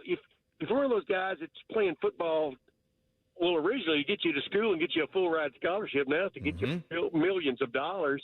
Man, you if you do it right, invest the right way, just to Mr. Wonderful there on the Shark Tank or something, you don't have to go to play in the NFL anymore. No. But it's just amazing to me that almost every player at Ohio State who's a starter is going to be making more than the UFL players who are going to be starting, next month? Absolutely. That's kind of crazy when you think about it. It is. And there's just no end in sight to it. And so that it just is kind of what it is. Yeah. Anyway. All right, buddy. Good talk. Hey, it's always a pleasure talking with you, Bo. You know that. I do know that. It's a great Tim May, the Tim May Show with Clay Hall on FanStream Sports and the Bryant Heating Cooling Systems Fan Guest Hotline. We'll hit Thing or Not a Thing up next. Bishop and Friends, right here on the Fan. File with TurboTax on Intuit Credit Karma. They help you get your biggest refund, and then they help you do more with it. Start filing today in the Credit Karma app. This is a Daily Show with Coach Jake Diebler, brought to you by Encova Insurance. Something we've asked you about before in your weekly radio show, but if we would, Jake, just talk about the challenge system when balls go out of bounds and how quickly that has to be communicated amongst you and your staff on the sideline. Yeah, you don't get a lot of time to make those decisions and angles of cameras. There's a lot of factors that go in. Trust of your players, time and score, how sure are you? Like you're evaluating all of that stuff in real time. We've been done really well with challenges this year. Last game against Virginia was, a circumstance where it's why I've tried to hold them till the end of the game. There was an opportunity that had we had a timeout left, we would have been able to use one and I think get it overturned. So that's why I'm, really try to make sure we have one for the end of the game to be able to protect possessions. Was unfortunate we couldn't because we had to use one against the press before that. But I like what we've done, how we've managed the challenge system, and I'm sure we're going to have to use it here down the stretch. Okay, we'll have another comment in just a moment. Hi, I'm Archie Griffin, two-time Heisman Trophy winner. The right coverage can be a game changer both on and off the court. That's why Encova Insurance and their local independent agents are prepared for what's next and protect what matters most to you. Whether that's your home, car, business, or family, Encova's got your back with a policy that fits you perfectly. With local independent agents in your neighborhood and innovative insurance products that can be tailored to fit your unique needs, Encova's playbook is an easy win for your peace of mind. Basketball is full of challenging shots, and life can be too. With Encova, you don't have to do it alone. Your expert agent will guide you and provide insurance solutions so you can confidently manage your risk and count on a financially secure future. For auto, home, and business insurance, you want Encova on your team. Visit Encova.com today to find an agent near you. Encova is a proud sponsor of Ohio State Athletics. Go Bucks! Jake, and asking about communication for the challenge system, just communication amongst the staff in general on the bench during the game. Just if you would speak to how efficient that has to be as the game's going on. Yeah, it's you have to be efficient because you're under the clock. You don't get a lot of time to evaluate, and I'm balancing the guys on the court, the players, what they say, feel, think, trying to get a real understanding of just how sure they are. And then I'm turning behind me and looking at, we got two guys with iPads there evaluating, right, what angles they can see. And they're basically kind of saying for sure, most likely, or, after that, it's a no for us, unless there's circumstances where you may want to use a timeout anyway to give yourself a chance if you think there's a chance. It's the Ohio State Sports Network from Learfield. Around here, it's all-wheel drive all year round, and Toyota has more all-wheel drive choices than anyone. Now through March 2nd, get 2.99 APR financing on remaining new 25 Tacomas, excludes TRD Pro and Trailhunter, or lease a well-equipped 25 Tacoma SR5 for $279 a month for 36 months with $39.99 due at signing, with approved credit through TFS. Tax, title, and license extra. Call 1-888-36-TOYOTA for details, or go to toyota.com. Toyota, let's go places. Everybody knows that Roosters is a fun, casual joint with their award-winning waitstaff, great food, fun, and laughter. It's a quick stop on the way home to sit back and unwind. It's a front row seat to the big game. Roosters is where you, your family, and friends can order pizzas, sandwiches, salads, and more. And the home of award-winning wings that are fresh, never frozen, and so big you won't believe it. It's your family's other dinner table. Roosters, Lesmerises, a fun, casual joint, and the official wing sponsor of Ohio State Athletics. Looking to sell your home? Don't pay 6% commission. Call my guys at Sell for 1% Realtors. They're full service, not a do-it-yourself kind of thing. On average, customers save over $10,000. Give them a call, 614-451-6616. That's 451-6616. It's never a bad time to fire up the grill. At Billiards Plus, the grilling season never ends. While you're grill shopping, you'll love browsing Central Ohio's largest selection of pool tables, game furniture, and shuffleboard. Family owned and operated, Billiards Plus on Dublin Center Drive in Dublin. Say goodbye to car care headaches with Carvenience from Hinderer Motor Company. This is Justin Hinderer. For only $49, we'll pick up your vehicle, leave you with a rental, and return it fully serviced and spotless. No more juggling your schedule or wasting hours at the shop. Carvenience lets you focus on what matters while we take care of all the rest, making life easier. Schedule your service today at HindererMotorCompany.com. Bishop and Friends is sponsored by Diamond Seller, your true jeweler for almost 80 years. The Fan, Ohio's sports destination. The friends are the guests and listeners. Reeser and Baker just work here. Back to work. Back to work. Everybody, work, work, work, work, work, work. You're listening to Bishop and Friends. All right, time for a little thing or not a thing on a Friday edition. Hit it, fellas. Thing or not a thing. Sponsored by Billiards Plus. Find your next grill and everything you need for the master griller. Billiards Plus on Dublin Center Drive in Dublin. So this game started on Wednesday night and ended early Thursday morning, but number 10 Illinois won at USC 101-65. After the win, Illini head coach Brad Underwood was asked about their long trip out west. I'm one of those coaches. I really don't give a daggum where we play. I don't worry about the trips. We're spoiled. We charter. We have great food. We stay in nice places. It's really not that hard. Playing on the road's really hard in the Big Ten. This is a trip that's schedule says we got to go play. We got UCLA next, who's very good and very well coached. So we just got to show up and play. Thing or not a thing? I think halfway through he caught himself. Sure did. So, yeah, the start of it, he talks about he doesn't care. These trips are no big deal. We charter, eat good food, stay in nice places. And then halfway through, he goes, playing on the road in the Big Ten is really hard. Like halfway through, it was like, wait, what are you saying? You can't admit that this is great? And that you fly charters and you stay at the JW Marriott in downtown and you're eating 5-star meals. No, you don't admit that. You talk about how brutal it is to go on the road in the Big Ten. Dummy, that's what you're supposed to do. And he caught himself about halfway through, which was pretty funny. It is never going to be as hard for the teams from our part of the country going out there as it is going to be for those teams coming here, because how many trips does Illinois have there? I mean, they're going to knock out 2 games with the 2 LA schools. Basically it turns into a long weekend for them. It's the West Coast schools coming east that have the beef. Yeah, I don't think this is a thing because I've never really understood it. And Bo, we saw it in football. What you just said, the teams coming west to east. Yeah. It seems to be a bigger adjustment for them because they're losing time. Yes. When you're going the other way, you're gaining time. I still just, especially at the college level, these are young kids. Yeah. They're fine. Like, I don't think I think we make more of the travel than it actually affects these kids and these players. And I just kind of like him hearing a coach say it. Like, hey, I don't care. Let's just throw the ball out and play wherever we are, whenever. We don't care. I think that he's told you the real truth in the first half of the teams going east to west. I do think west to east is a different conversation. I think that's you're flying, was it Oregon or Washington? We outlined their schedule. They had a trip where they went Piscataway, back home, then back to like Iowa City or Champaign. That takes something out of you, that type of travel. And to your point, Blake, you're losing hours every time that you go east. That's where it gets tricky. I'm east to west. I think that's a no big deal.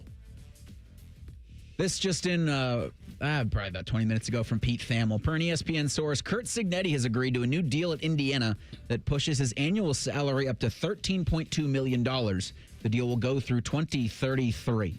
Yeah, it's pretty not simple. I win. Google me. Yeah. Yeah, he does, and they are going to be very serious about football as long as he's there.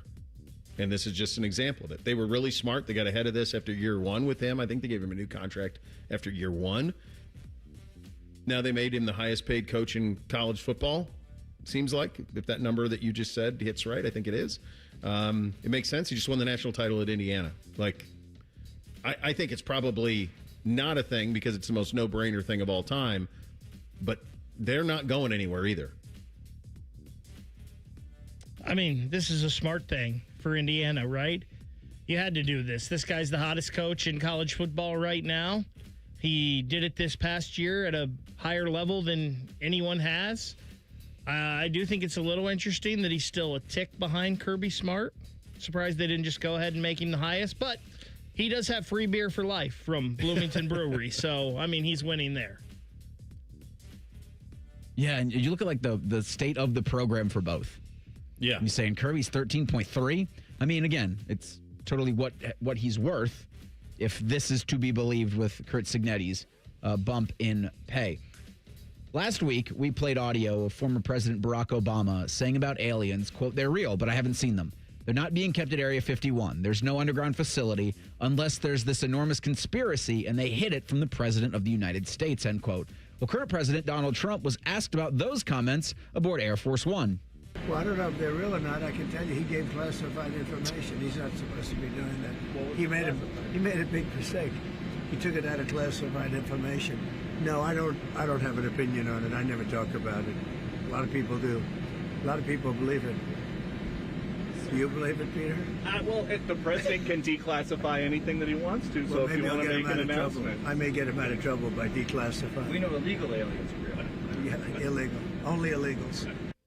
Thing or not a thing. Good Lord. There's so many ways for me to step into things I don't want to step into with this. I'll just say this. I've come to the realization, I don't know that there's anything that could be said that would surprise now. Honestly. I just think that's where I am with the world. Like, if you tell me if President Obama's saying, yeah, there's aliens, they exist. President Trump, yeah, there's aliens, they exist. Here's the declassified. Like, what would surprise? Is there anything? I just think we're past that. There's nothing that would surprise me at all in that sense. And we're of a generation, Bake and I, and Reese, you were on the back end of this, of where basically 80% of the things you saw from Hollywood had something to do with aliens. I mean, we were the alien generation. Spielberg started it all the way through Independence Day, Men in Black, all of that. Like, from a pop culture standpoint, we're always worried about what goes beyond our system. So nothing would surprise me. I don't know. You're getting on Air Force One, and you're like have news reporters asking you questions. Like, I don't know, like, what he's supposed to say in that. A good job out of him, I think, for playing, having a little joke with it. He didn't say no. Saying he would pardon. Maybe I'll declassify it and get Barack out of trouble there. And then the reporter tried to do something in jest there as well at the end. You're right, though, Reese. That might be the thing of all this. He didn't say we got no. Two men that have served at the highest position in the country. Yeah. Saying aliens may or may not be a thing. Well, you guys think they're real, right? You think there's something out there? I think there's intelligent life out there. Yeah. And I think they're staying far away from this place because it lacks intelligent life.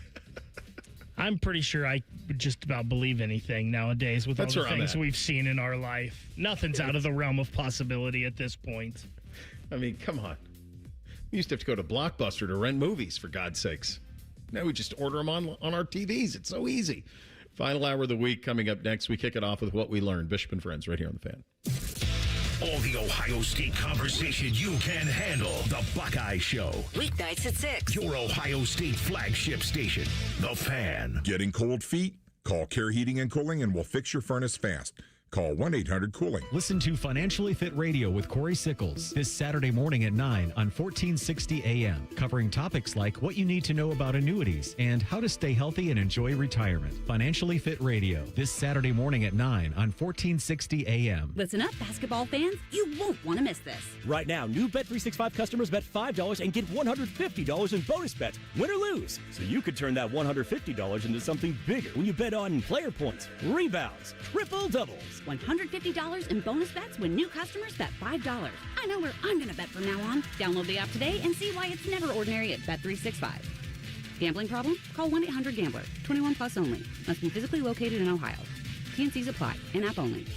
I need a small order of sheet metal to repair something in the shop. It's not much, but can you help me out? At Metal Supermarkets, no order is too small. Wait, really? Yep. What about small home projects? Yep. For a car I'm working on? Yep. Any kind of metal? Yep. Cut to size? Yep. With no minimum order? Yep. How about 1,000 cut pieces of aluminum flat bar? Yep. Choose from over 8,000 types, shapes, and grades of metal in any quantity you need. And yes, we're serious. Any metal, any size, ready fast. Locally owned on Wilson Road. It's Timmy Hall here stepping in for the common man. You see, he decided to go to Italy when his Germain spot was due. Must be nice. You know what else is nice? Germain's month-long President's Day sale at all the locations listed at GoGermain.com. This month, all qualified pre-owned vehicles come with a 3-month, 3,000-mile warranty. On top of the $1,000 price promise, no one will sell you a car for less. Nearly 4,000 vehicles, 30 brands, one website. You can only find the savings and that warranty at GoGermain.com. Hope you enjoyed your cured meats, common man.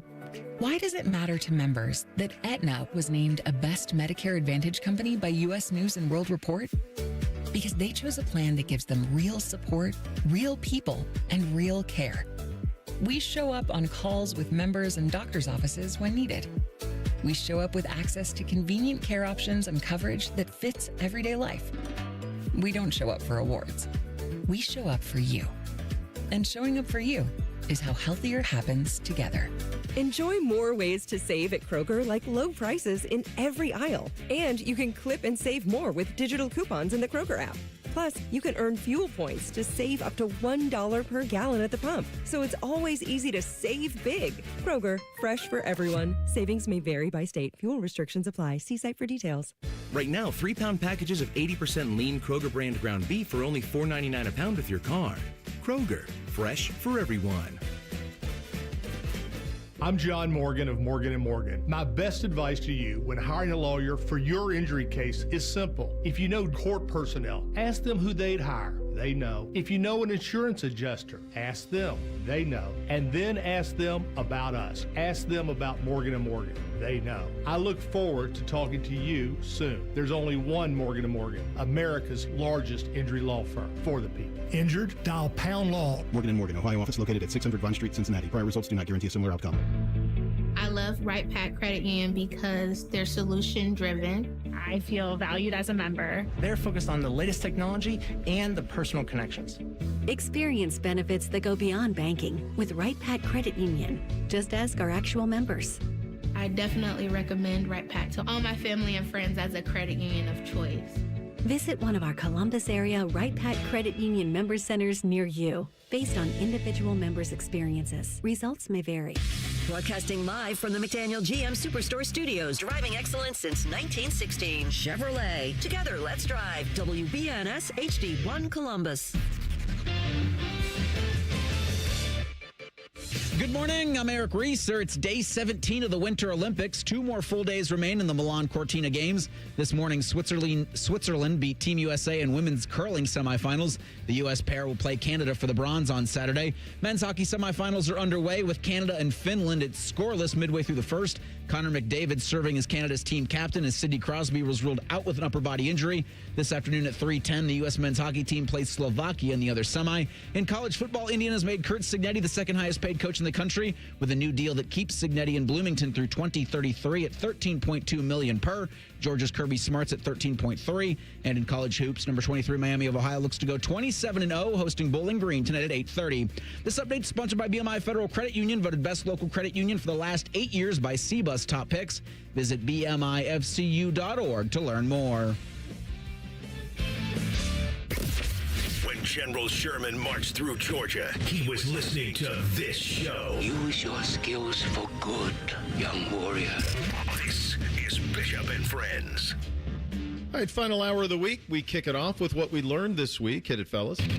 We're not trying to do too much around here, but over the course of 5 days, you might have gleaned some stuff. Bishop and Friends present What We've Learned This Week. Sponsored by High Bank Distillery Co. Make a reservation today at highbankco.com. Dine, drink, distill at High Bank.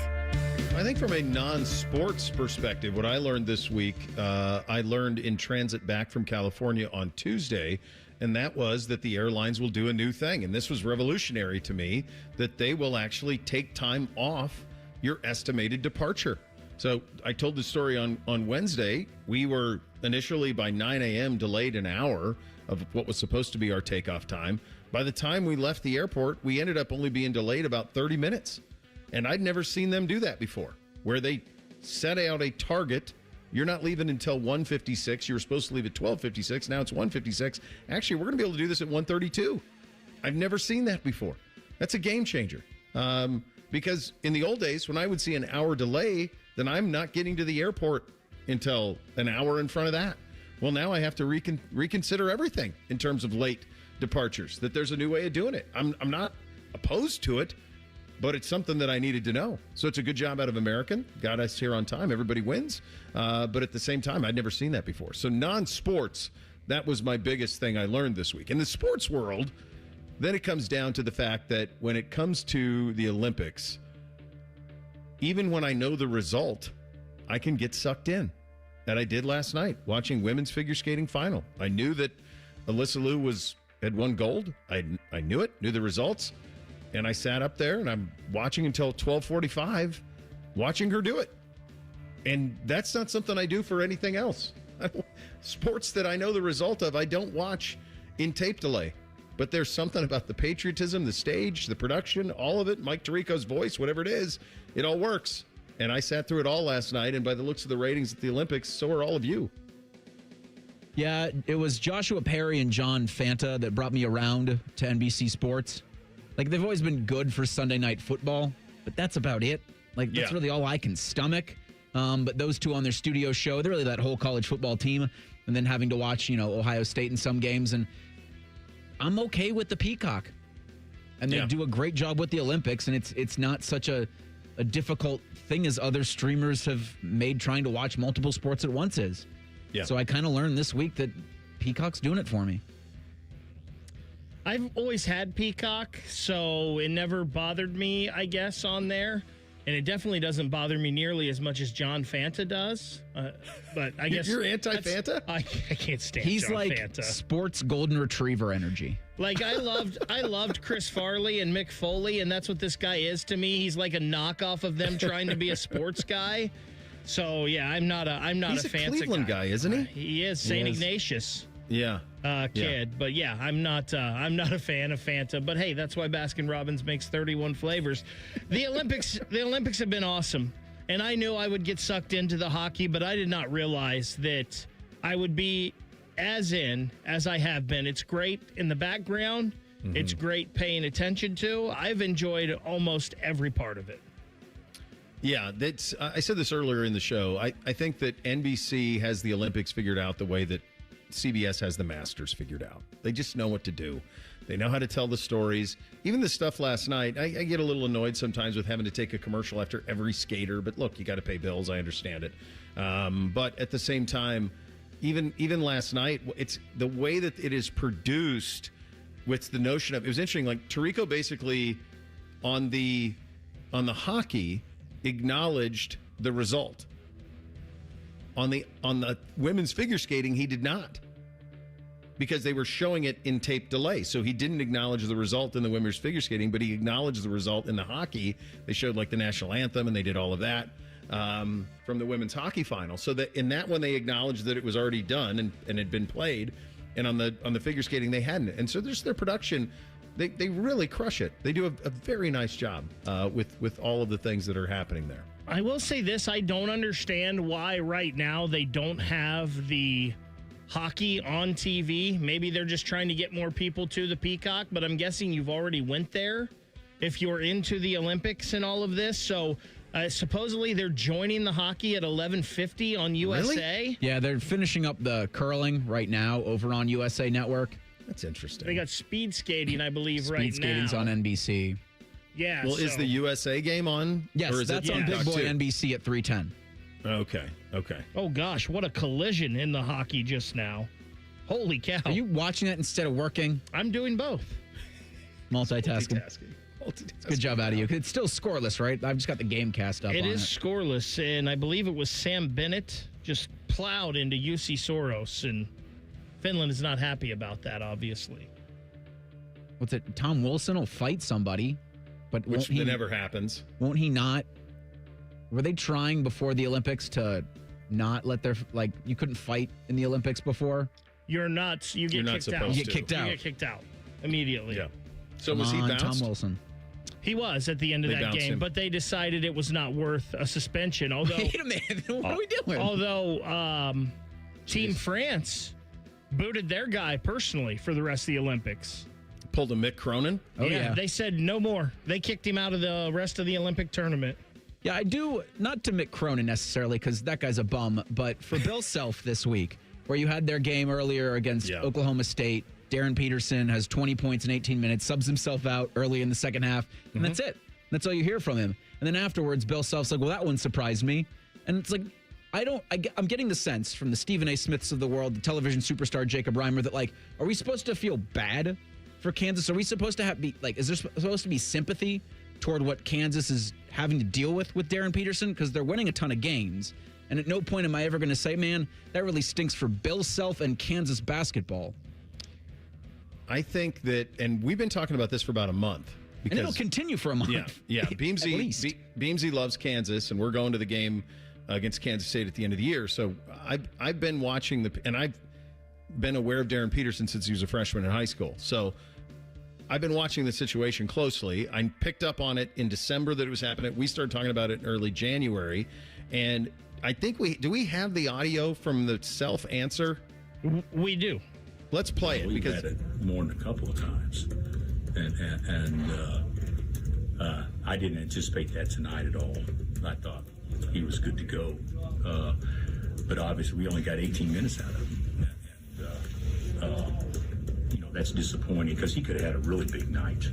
But, one thing about it is it's happened often enough that our guys have learned to play without him, even though that's not the way we want to play. But that's certainly something that we're not unaccustomed to, right now. Okay. Number one, I have the same read you do, Reese. I think he's fed up. He's probably been fed up for a long time, but that was different than the other post games that he's had to deal with this. I've said for a month now, this is the most impressive job of coaching Self's ever done, and he's won 2 national titles and wins basically 80% of his games, basically doesn't lose on Big Monday, doesn't lose at home, and this is the best job of coaching he's ever done. He's coaching 2 teams. Full stop. There is the Darren Peterson team, and then there's when he's not there. So there's that part of it. The only thing that can stop this, in my opinion, is Adidas. Because Adidas is truly, I think it's the coaches, the master of both Self and Peterson. Kansas is the apple of the Adidas basketball eye. Self, I'm sure, makes multiple $1 million from Adidas. Darren Peterson was the first 7-figure high school basketball player that Adidas ever signed. He answers to Adidas. They're the only ones that could put an end to this stuff. That's it.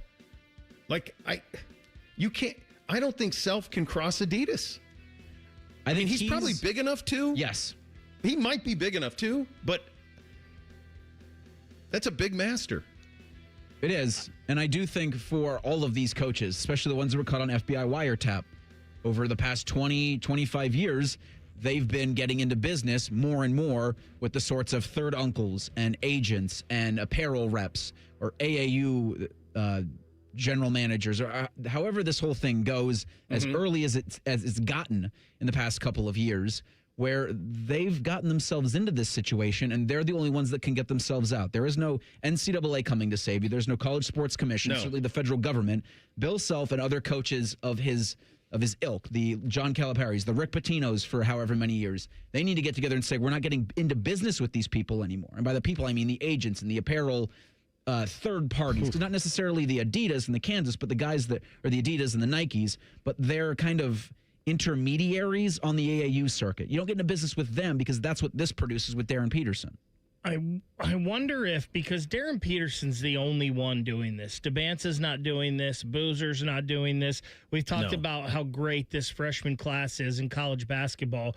I wonder if the NBA would allow high schoolers to go to the league again, if that would stop this. And I'm with you, Reese. Like, some of these guys, there's obviously somebody in Darren Peterson's crew that's crooked and not right. Yeah, he didn't come up with this on his own. Yeah. Oh, gosh, no. Good so Lord. maybe you find that person and say, we're not recruiting your kids anymore. But again, that's the coaches making a stand that I don't think they're going to, because somewhere out there's a Nate Oates that's like, hey, I'll let this kid play for me if it wins me games. The other thing in this, and you can tell Bill Self's frustrated, this is karma. I don't feel bad for you at all, Bill Self, and I hate this Darren Peterson situation. I think it's ridiculous. I understand how much the Kansas fans and their consternation with it, but Bill Self, this is your chickens coming to roost, bud. You mean from the previous stuff? Yeah, just all the stuff that he's let go in his career. Well, this is you made this bed, sir. You just deal with it. Yeah, I think that there's the Adidas play is kind of the only play there, and you just from the Peterson perspective, just think of what the Adidas investment in him is and has been. I mean, they view him as, look, we had Kobe and we let him sign up and let him get away. We're not letting this kid get away. Like, that's how they view him. But so I don't think Adidas is telling him don't play, though. No. I'm sure someone in his very inner circle potentially. I mean, we're speculating. My guess is it's his parents or somebody around him is saying, if you're not 100%, you feel anything, shut it down because you're the lottery. Meantime, he's already won the lottery and that he's been making seven figures since he was 16. Here's the thing that I don't know, and you'd have to get a hold of somebody at Kansas who covers that team. Does Darren Peterson ever have to answer for any of this? Obviously do they have open locker room? No. Obviously not. Like, I haven't heard him talk at all. I mean, he is a starter at Kansas. He's the best player in college basketball when he's healthy. When he plays, does he have no availability? I mean, that's the thing that's amazing is Self has to go up there and handle it, and then they have to ask the senior players about it. I mean, it's a little bit like the prior situation here. Remember Terrell when he wouldn't do postgame? And they'd throw Beckman out there because he was a captain, even though he wasn't the quarterback? It's like, what is going on? And then he was supposed to have to talk at the Fiesta Bowl, and Tress didn't start him so that he didn't have to talk? I mean, that's one play kind for of what Beckman? this is. What's that, buddy? Is it one play for Beckman? It was one play, yeah. I love Tress, but he did Todd pretty rotten on that at the way he handled that. So dirty. Bo, did you hear that gasp coming from the north? Oh, no. Finland's up 1-0 after one. Those sticks, baby. Those sticks are going to get gripping them tight. We have one NFL team that appears to be moving out of state, while another one is going to go on the market for a hefty price. We will get to that coming up next. Bishop and Friends, right here on The Fan. Winners of the prestigious Platinum Microphone Award every year, given to the best radio station in the world. No need to look it up. It's real. The Fan. Columbus Winners got you down. Rise up in the Ford F-150. Slash through snow with 2.9% APR for 60 months and up to $3,250 bonus cash. Credit questions? We're ready. Pre-qualify today at capitalfordofcolumbus.com. Getting the cold shoulder? Call Care Heating and Cooling and we'll fix your furnace fast. Call 1-800-COOLING. Looking to sell your home? Don't pay 6% commission. Call my guys at Sell for 1% Realtors. They're full service, not a do-it-yourself kind of thing. On average, customers save over $10,000. Give them a call, 614-451-6616. That's 451-6616. Hi, it's Alex Johnson from the Diamond Seller. Offering the guaranteed best price is always our baseline. Wedding weekend adds an exceptional advantage. Join us February 27th and 28th and enjoy preferred bridal price pricing on select wedding and anniversary bands with advantages up to 30% off, plus special no-interest financing on engagement rings. It's a rare opportunity to pair meaningful value with exceptional service and reputation that define Diamond Cellar. Discover Wedding Weekend, February 27th and 28th at Diamond Cellar on Salma Road or at Easton Town Center. Make this your year. Looking for a new career in the high-demand fields of IT and cybersecurity? Attend classes live online or on campus. Go to mycomputercareer.edu and take the free career evaluation today. Financial aid is available to those who qualify. Wesley Financial Group is not a law firm. Ask yourself this question. Is it really worth holding on to that timeshare that you know you need to get rid of? Here's the truth. The average maintenance fee just went up over 17%. That could have been 117%, and there's nothing you can do about it. When you buy a timeshare, you give them a blank check for annual maintenance and assessment fees. I'm Chuck McDowell, founder of Wesley Financial Group. For 15 years, I've helped over 50,000 families cancel their timeshare. Not sell it, not transfer it, cancel it. Did you buy a timeshare because they told you it was a great investment and your maintenance fees would never go up? That's a lie. Are you ready to get rid of your timeshare once and for all? Simply call us and I'll send you our timeshare exit kit that explains all your options for cancellation. Call Wesley now for your timeshare exit kit. 800-718-4040. That's 800-718-4040. 800-718-4040. Join our resident gambling degenerates, Steve Biddle and Scotty Vegas for On the Money. Sunday mornings at 9. Presented by the Sportsbook at Hollywood Casino Columbus. Must be 21. Gambling problem? Call 1-800-589-9966. The Fan. Do you want free internet forever? Yeah, we thought so. That's why Spectrum is giving you just that. Free fiber-powered internet forever when you switch and get 4 mobile lines from Spectrum. No internet bills, no taxes, no late fees. Just fast fiber-powered internet. Call 833-901-0178 to find out how. But hurry, this deal won't last forever. Once more, 833-901-0178. Or visit spectrum.com/freeforever to learn more. Hello, it's John Kozik, founder and president of TurboTrack Realty, and I buy real estate as is, fast for cash. Call me today for an all-cash offer on any of your properties, and we can close within days at 614-470-2000, 614-470-2000. Do you own a property that's outdated and needs thousands of dollars in repairs? Great, I'll buy it. Give us a call today for an all-cash offer at 614-470-2000, 614-470-2000. Would it be convenient for you if you could simply take what you wanted and leave the rest behind? Great, I'll buy it. I buy vacant properties, inherited homes, divorce situations, death in the family, apartment buildings, commercial properties. I even buy my tenants won't pay me the rent houses. Visit us today at TurboTrackRealty.com or give us a call and speak with one of our friendly staff members at 614-470-2000, 614-470-2000. Fan weather. From the Logan AC and Heat Services Weather Center. We are looking at sunny to partly cloudy skies here for your Friday, but turning windy and colder here as we go through the day. Winds are gusting up over 40 miles per hour, and that's ushering in some much colder air as temperatures fall down into the 30s and 40s here by this afternoon. And we are tracking that chill here as we head into the weekend. More sunshine and highs in the mid-40s here for tomorrow. And that's a look at your 10 weather impact forecast. I'm meteorologist Aaron White here on 97.1 The Fan. During this 10-second promo, Rothman will lose money gambling on something. People like you come here and blow the family nest egg that built this town. Rothman and Ice. Weekdays from noon to 3. The Fan. With friends like these, who needs former college football players? This is Bishop and Friends. Well, everybody wants Team USA and Canada in the gold medal final. Finland is having something to say about that as they lead 1-0 after 1. Bake, you were on it. You thought this one would be a little dicey, and now 1-0. Lot of pressure on the Maple Leafs, boys. Well, when you got players on your team like Mikko Rantanen, who rifled that shot past Bennington, and Sebastian Aho, I mean, that's a full NHL roster that Finland throws out there. So, yeah, I think this is going to be a great game. I think it's going to be just like some of those semifinals that we saw. 3 of the 4 went to overtime. I don't know if this one does, but it's going to be a classic. What is the... Okay. What do you realize, like, the population of Finland is roughly, not quite, basically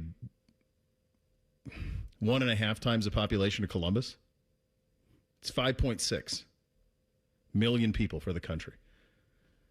And how many NHLers from that tiny little country? Isn't that wild? It's their sport. They love playing it. Yeah, they're on it. That would be an incredible situation if that holds. But the pressure on Canada is about ready to get pretty intense in that locker room. My hunch would be pretty intense right now when it comes to trying to getting a stadium built in the National Football League. The most recent kind of curveball in this happened yesterday in Indiana, as the governor of Indiana and the Chicago Bears and all the people who cover the Bears kind of came to the realization that this isn't posturing. It's a very serious threat. It's a very serious option for the Chicago Bears. Now, the governor of Illinois had a very different tone and kind of intimated that what the Bears are telling him is different than what the Bears are telling publicly. This goes to what I said yesterday. Do I think that the McCaskey-Hallis family wants to move the Chicago Bears out of Chicago or out of the state of Illinois? No. Do I think that they want to take a Bears stadium and put it further away from most of their constituency? Of course not. But at the same time, they are not as liquid as some of these other ownership groups. And so they have to, unless they sell the team, which I've heard people argue that, if you can't afford to build your own stadium, sell the team. You know, you don't own the Bears, you're stewards of the Bears. The Hallis family is different in that they created the Bears, and they've owned them their entire lives. So, I mean, that's a little bit of a different thing than some of the others where you're stewards of an organization. I'm very curious to see where this goes, because there are going to be other operations that are family operations that are going to try to get stadiums done in the future. We're in a massive stadium build as we stand right now. Obviously, one happening up in Brook Park with the Browns.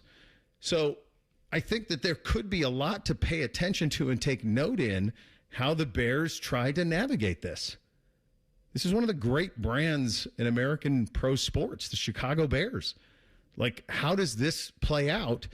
And if the Bears cannot get public funding from a stadium, from either the city of Chicago or the state of Illinois, are we at the point where public money paying the majority of the bill for stadiums is over? We know it's never going to happen in California again. It might not happen anywhere again. Good. I'm fair. I think it's fair. Finance it yourselves. I just somehow don't see anything happening with the Bears for the next 5 years.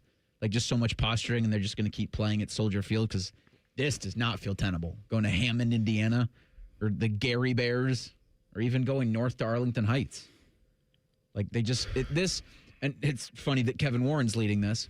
Oh, God. Feels like a yearly, we'll go do this. Well, we could do this. And now Indiana, they passed a bill, just it was posturing.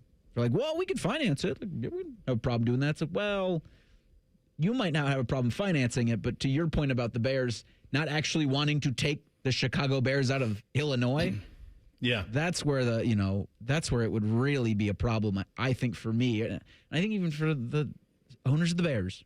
Can't move it out of Chicago or out of Chicago proper. Chicagoland. Well, that's what they're saying. Hammond, Indiana, Gary, Indiana, the Chicagoland. Like, what makes up the Chicagoland? Is it Gary, Indiana to the Wisconsin border? Going all the way to Champaign? Like, it's not. It's all Chicagoland. The team had previously focused on the Arlington Heights location in December 25. That was not the priority for the Illinois state leaders, and so they've tried to use the Arlington Heights situation, the old racetrack there, tried to use that and pit that against the downtown location. So there's probably posturing here. Their lease at Soldier Field officially runs through 2033. So to your point, Reese, like, now you can break leases, you can get out of things early, you can do those things. Money fixes a lot, but you got to pay. They're not liquid. No. Are we at a point now? The NFL passed this law where you can take private equity money. I mean, that's how the Raiders are operating right now. Is that they took the private equity money, and that's the way that's how that's working.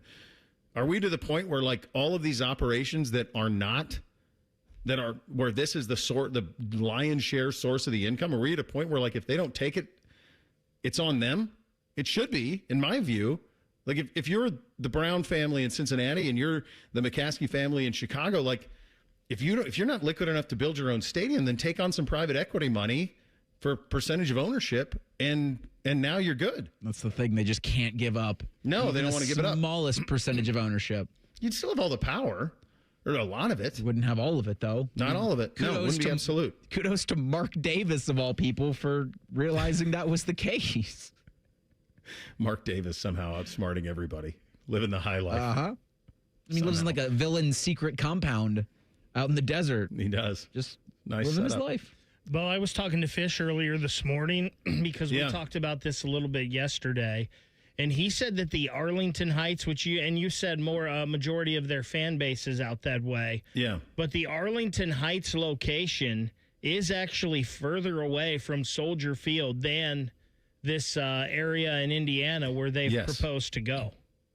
Yeah, he'd know. I mean, he grew up right there. But what the Bears want is they want to go to that area because that's where their majority of their fans are from. For sure. Our northern suburbs. So in their mind, that's why I used the Braves analogy yesterday. Let's get us closer to our guys, and we got a chance. One other NFL team's going to hit the market. It's the Super Bowl champions. I mean, when is the last time a champion became available? But the Seattle Seahawks are going to become available. Jody Allen has controlled the Seahawks and the Portland Trailblazers, the estate chair on the wake, since the wake of her brother's death. Paul Allen will dictate that both teams were eventually to be sold, and with all estate proceeds going to philanthropy. So the Seahawks are going to hit the market. The talk is that this could reach $10 billion on this thing. The record for the highest paid for an NFL team is the Washington Commanders in 2023. They were at $6 billion. So this is $4 billion over that. If you're wondering where the $10 billion number came from, it came from the sale of the Los Angeles Lakers. That was their valuation, and that was the previous record. And this one's going to beat it because this is full ownership of an NFL team, and it will beat it. Certainly the Seattle Seahawks aren't as iconic as the Los Angeles Lakers, but they will beat it. I would be shocked if it wasn't. Fox 13 in Seattle expects the sale price of the Seahawks to be just shy of $8 billion. I think it goes north of that by the time it's all said and done. I mean, it's incredible. It doesn't sound like much when you say $6 billion or $4 billion, but the money, like how much money, just when you actually take a step, you just think about it. Yeah.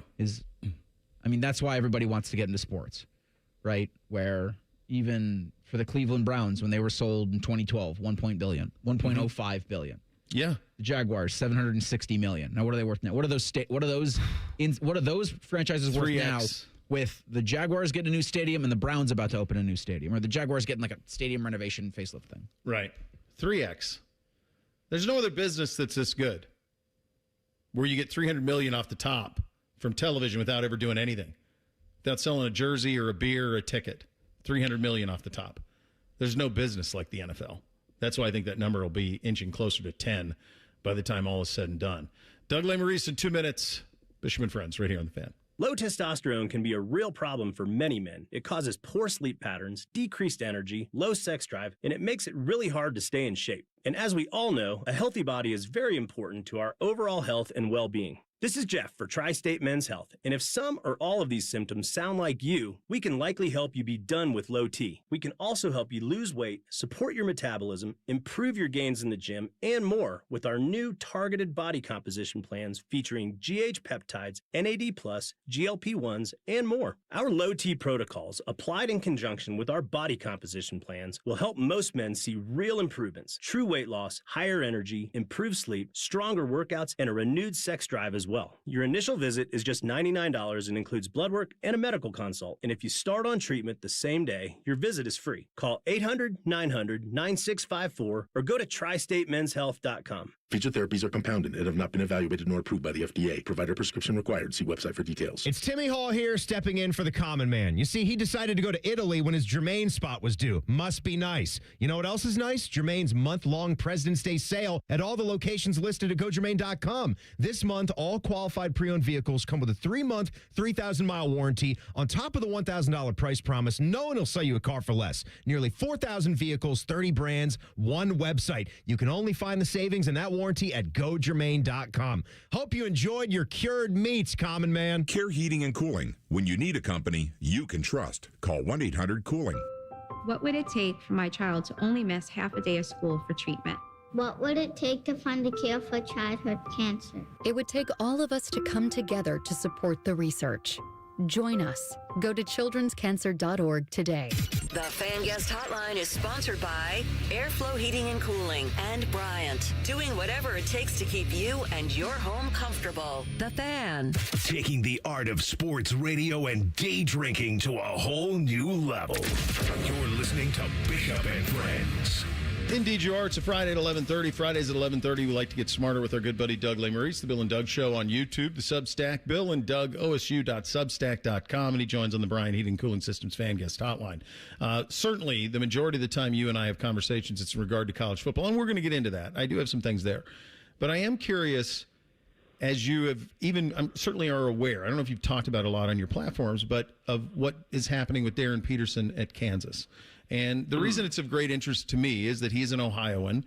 I saw him play as a freshman. But the other reason it's interesting to me is I think the only person who could get any resolution on any of this is probably somebody at Adidas, because Bill Self answers to Adidas and Darren Peterson answers to Adidas. If this were to happen in college football, and some would argue maybe we have seen some versions of this in college football, if it were to happen here at Ohio State with Jeremiah Smith, how would you handle it if you're Ryan Day? Boy, oh boy. I mean, I don't know. Did you stump me, Bo? I don't know what the right answer is, because there's a point where maybe like you want to. You always you want to draw a line in the sand and like think team first and like sure, how are we going to handle things like this? But like, doesn't talent always win out in the end, right? And like. Yeah. If you have a supremely talented guy, you take whatever you can get. I mean, this is these are the kind of things, I don't want to say nightmare scenario, but these are like the most difficult things for college sports, which again, the thing that college sports is that nothing else is that it's an in-between, right? Yes. As much as it is it's incredibly popular. It stands on its own feet, right? Especially football. And we talk about college football as the second most popular sport. But it's also not the end game, right? So, like, in no other sport are you going 100% compensated now for doing your very best, but yet also it's not what you're aiming for. Mm-hmm. So there are it might be unavoidable things here, but I do think if we in college sports said, well, then those guys should just go be minor leaguers, go work out, like don't even play, then you're shedding the best talent. Right? Do you just have to suck it up and take what you can get? And there is no answer, but we'll enjoy however much we can get from the most talented players. And if it's not the max, then we have no control over it. I don't know if is there a solution? Do you have a solution? My only solution would come from the shoe deal. That's it. And that would be like, I feel like Self almost has to go to them and say, because the Jeremiah Smith example I gave, Jeremiah's got the Adidas deal. Ohio State is Nike. So they don't answer to the same master. The one that makes the Kansas one so crazy is they both are compensated richly by the same shoe company. Yeah. So to me, that's the only power. And I would imagine if my hunch is Bill Self has gone, I mean, I guarantee you that conversation has taken place between him and Adidas and said, what do you want me to do with this? Because there's no way he wants to be doing this.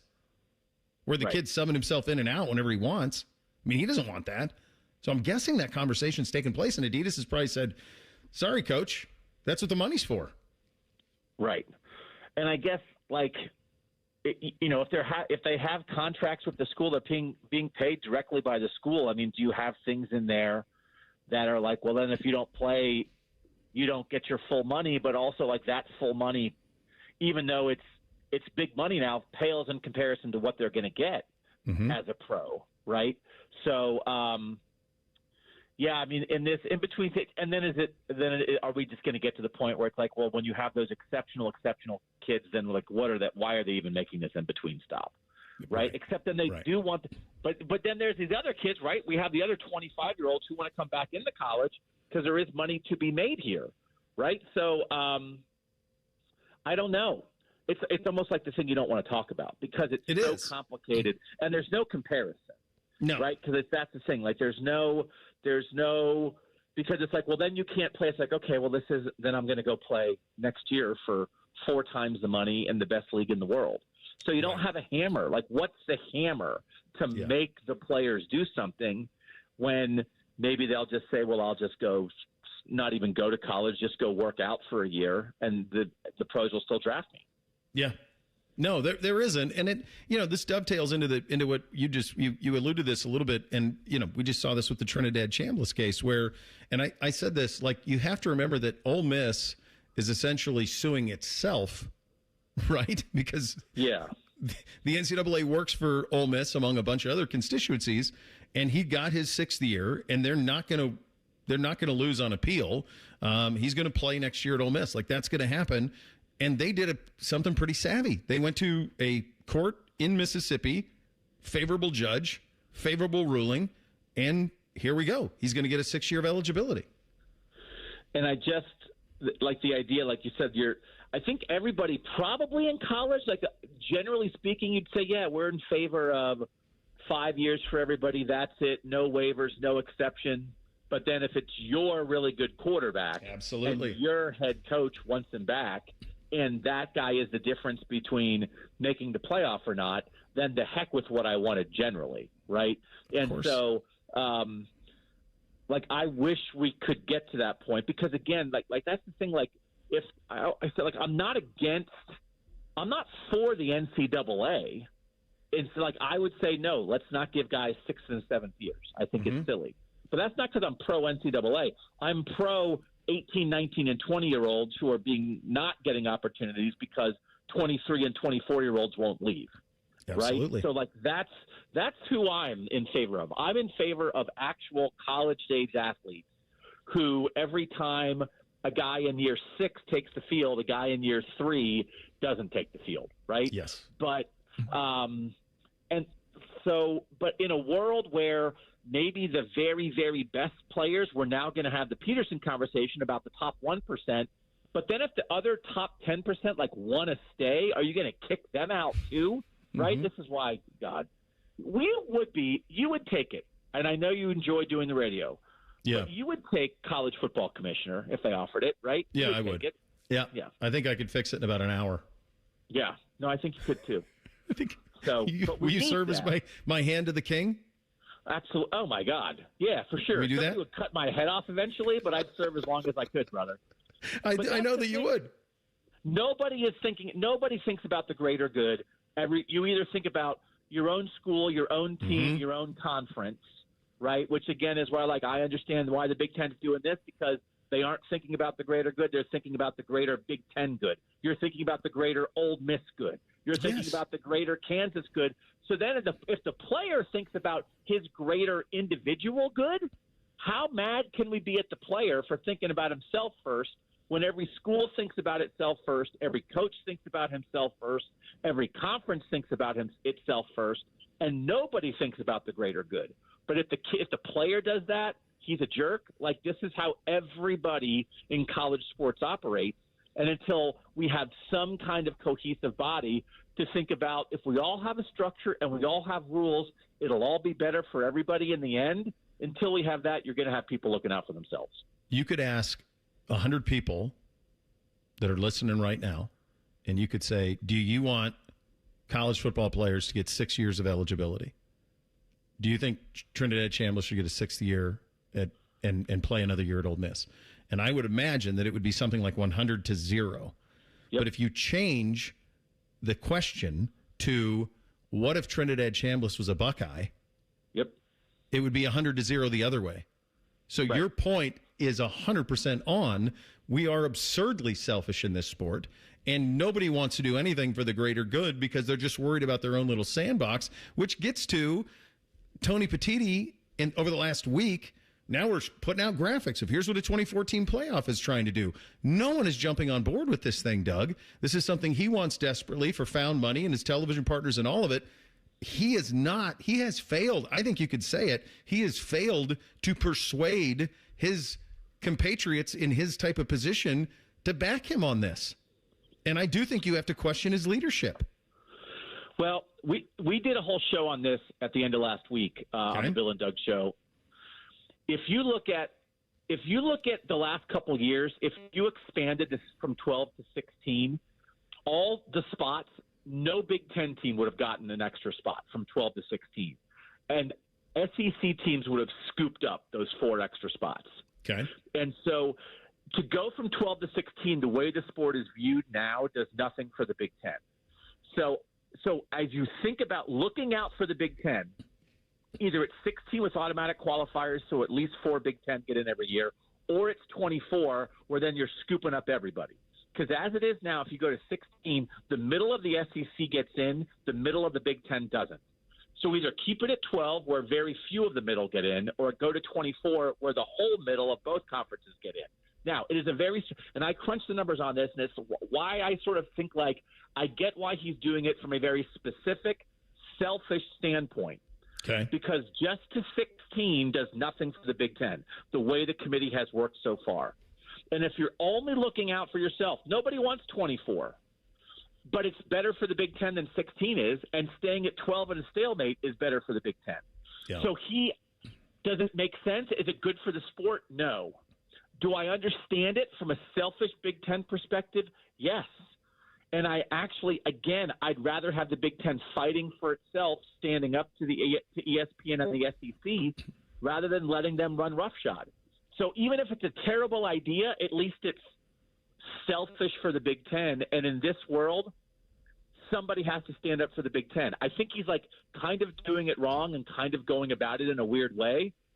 But I think some of the heart is in the right place of like, I have to think about what works for us, even though you don't like it and most people don't like it.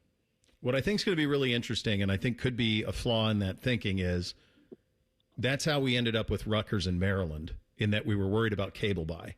And I do think that the way that the college football collective views the Big Ten is changing. And so while now those SEC teams might be between 12 and 16, is that going to be the case this year after you're talking about 3 straight years of no SEC representation in the national championship game? Like, all of a sudden Indiana's a national champion? That's another one who's crashed the party. Like, right. Is the view of the Big Ten 3 straight national titles? My hunch is it's changed.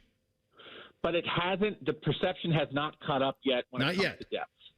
So as the perception is trailing the reality, as long as this is the case with the perception, then Petitti's saying if it's 16, I want 4 guaranteed for the Big Ten, or I want 24, where I know 4 or 5 Big Ten are getting in. Until the perception catches up, and maybe this year will prove it. And then maybe when the perception does catch up, he'll kill 24. He'll go along with 16. But right now, the perception disadvantage for the Big Ten still exists. So then I would say, well, don't just put out proposals that help the Big Ten. Fight the perception disadvantage. Yeah, get out and do more than make a T-shirt. Like, get out there and remind people, remind the national consensus, the general perception of the sport, remind people how good the Big Ten is, because everyone knows how good the top of the Big Ten is, but they don't know how good the middle of the Big Ten is. And I'm telling you, USC and Michigan and Iowa, what they were in 2025 was absolutely as good as Vanderbilt and Texas and every other team that they wanted to put in, Oklahoma and Alabama, right? All those teams. So I get it. But the Big Ten does have to win the perception battle first. Always fun, buddy. We'll do it again soon. Thanks, brother. I'll see you. There he goes. Doug Lesmerises, Bill and Doug Show on YouTube. BillandDougOSU.substack.com. 3 things on a Friday. Up next, Bishop and Friends, right here on The Fan. File your taxes for free with TurboTax on Intuit Credit Karma. Just file on your own in the Credit Karma app by February 28th. Valid for those who didn't file with TurboTax last year. This Buckeye Football Impact Report is brought to you locally by Hyde Park Prime Steakhouse. On The Fan, Ohio's sports destination. Ohio State football. Impact Report. Ohio State added running back Jacoby Jackson for the 2026 class. Originally a junior college player, Jackson had been at Florida, but his Gator season last year was cut short because of injury. Here's head coach Ryan Day talking about adding another experienced running back. To me, is somebody who has a lot of talent, and when you watch the film, when you talk to the people who coached him, really excited about him as well. He brings another experience, another guy in the room, sort of like CJ did for us last year, which will be important. That is in reference to C.J. Donaldson, whom Ohio State had last year. is an experienced transfer from West Virginia. And certainly coming in, Jacoby Jackson will join the group that figures to be headlined by those returners, Isaiah West, as well as Bo Jackson and Anthony Turbo Rogers. This report brought to you by Safelite Auto Glass. This is Paul Keels, and you're listening to the Ohio State Sports Network from Learfield. Hi, this is Paul Keels. This Buckeye season, don't let a broken windshield ruin your game plan. Safelite Auto Glass makes it easy to get your windshield fixed with their mobile glass shops all over Central Ohio. They can come to you anywhere, giving Buckeye fans more time for game time. OH? Man, I love that. Schedule at safelite.com. Safelite Auto Glass is a proud sponsor of Ohio State Athletics. Safelite Repair, Safelite Replace. Buckeye fans, choose chill. Coors Light is cold lagered, cold filtered, and cold packaged for a smoother finish. It's got that crisp, refreshing taste that makes those moments when you choose to rise above the noise and choose chill even better. Coors Light is a proud sponsor of Ohio State Athletics, so crack one open and take a sip. Coors Light, choose chill. Celebrate responsibly. 2025 Coors Brewing Company, Golden, Colorado, beer.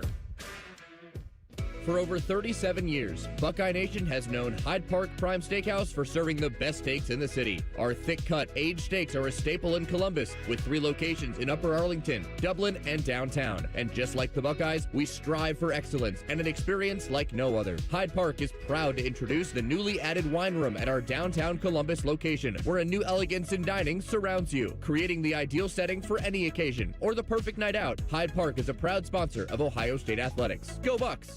Around here, it's all-wheel drive all year round. And Toyota has more all-wheel drive choices than anyone, with more on the way, including the all-new RAV4, totally redesigned to be more capable, totally hybrid to fit your lifestyle, with multiple drivetrain options so you can maximize your weekend adventures or your fuel efficiency.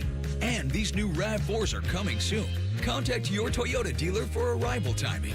Toyota, let's go places. Hey there, friends. High Bank isn't just award-winning whiskey. They also make the best vodka in America. With 3 Central Ohio locations serving scratch-made food and craft cocktails, High Bank is perfect for date night, game day, or drinks with friends. Learn more at highbankco.com. Dine, drink, distill at High Bank. Wesley Financial Group is not a law firm. Ask yourself this question. Is it really worth holding on to that timeshare that you know you need to get rid of? Here's the truth. The average maintenance fee just went up over 17%. That could have been 117%, and there's nothing you can do about it. When you buy a timeshare, you give them a blank check for annual maintenance and assessment fees. I'm Chuck McDowell, founder of Wesley Financial Group. For 15 years, I've helped over 50,000 families cancel their timeshare. Not sell it, not transfer it, cancel it. Did you buy a timeshare because they told you it was a great investment and your maintenance fees would never go up? That's a lie. Are you ready to get rid of your timeshare once and for all? Simply call us and I'll send you our timeshare exit kit that explains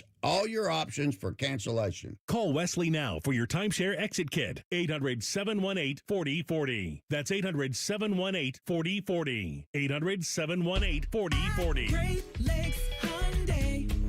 The savings are so good. Great Lakes Hyundai wants you to save your refund this tax season with 90 days of no car payments and 0% financing on 26 Hyundai Santa Fe's and Tucsons for up to 60 months. No payments, 90 days, 0%. Keep your tax money in your pocket. Go now for the Hyundai Getaway Sales Event. Dublin or Columbus or glakeshyundai.com. With approved credit, some customers may not qualify. Interest accrues during no payment period. New Hyundais come equipped with owner assurance and America's best warranty. A 10-year, 100,000-mile powertrain coverage. Offer ends 3/2. The rings, the moment, the forever. Make it unforgettable. Join us February 27th and 28th for Diamond Seller's Wedding Weekend. Enjoy preferred bridal pricing on wedding bands and engagement rings now up to 30% off. Visit Diamond Seller on Selma Road or at Easton Town Center. Bishop and Friends is sponsored by Diamond Seller, your true jeweler for almost 80 years. The Fan, Ohio's sports destination. Distilled sports discussion served in light beer quantities. You're listening to Bishop and Friends. Hi, Reese, what do you have in the poll today? Daily Fan Poll asks, how many of Ohio State's next 3 games at Michigan State, at Iowa, and then back at home versus Purdue do you think the Buckeyes need to win to make the tournament? Your options: 0, 1 of them, 2 of them, or all 3 of them. 47% say they need to win 2 of those games. 22% say all 3, 23% say 1, 5% say 0. I think you have to win one. You beat Michigan State, you're in. Yeah, I mean, I think even if you lose to Michigan State and Purdue, but you beat Iowa, and then you win a couple down the stretch, you can get in. But you can't go 0 for 3 in this stretch. That can't happen. And if you win 2, then I think you're to lock status because you're going to take care of Penn State. You'll be all right. All right, time for 3 things on a Friday. Hit it, guys. 1, 2, 1, 2, 3 things. Sponsored by Newman Roofing. For all your roofing, gutter, or siding needs, call Newman Roofing today at 614-NEW-ROOF or visit online at newmanroofing.com.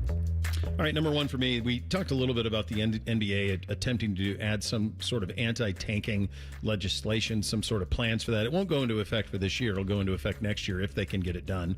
And the reason that they're tanking this year is pretty straightforward. It's a truly generational freshman class, and in the true sense of the word generational, that there are multiple franchise cornerstone guys are going to be available. In fact, Adam Zagoria writes for NewJersey.com. That's the Star Ledger, is as it used to be, the one that Tony Soprano got delivered to his house every day. And he reports that the NBA number 1 overall pick this year is worth $100 million. So sub him $500,000 all you want. That's what it's worth to land Darren Peterson or Devonsa or whatever. That's the price. So that's why they're doing it.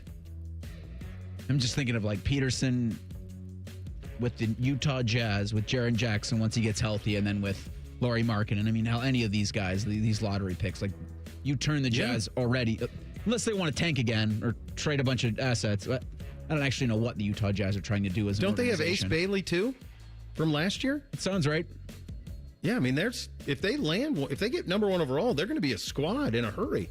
They'll look like OKC in 3 years.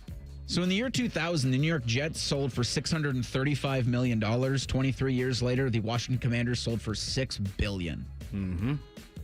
If you ever wonder, why people want to get into sports so bad, because Seattle Seahawks are going to sell for $10 billion. Mm-hmm. That's 26 years.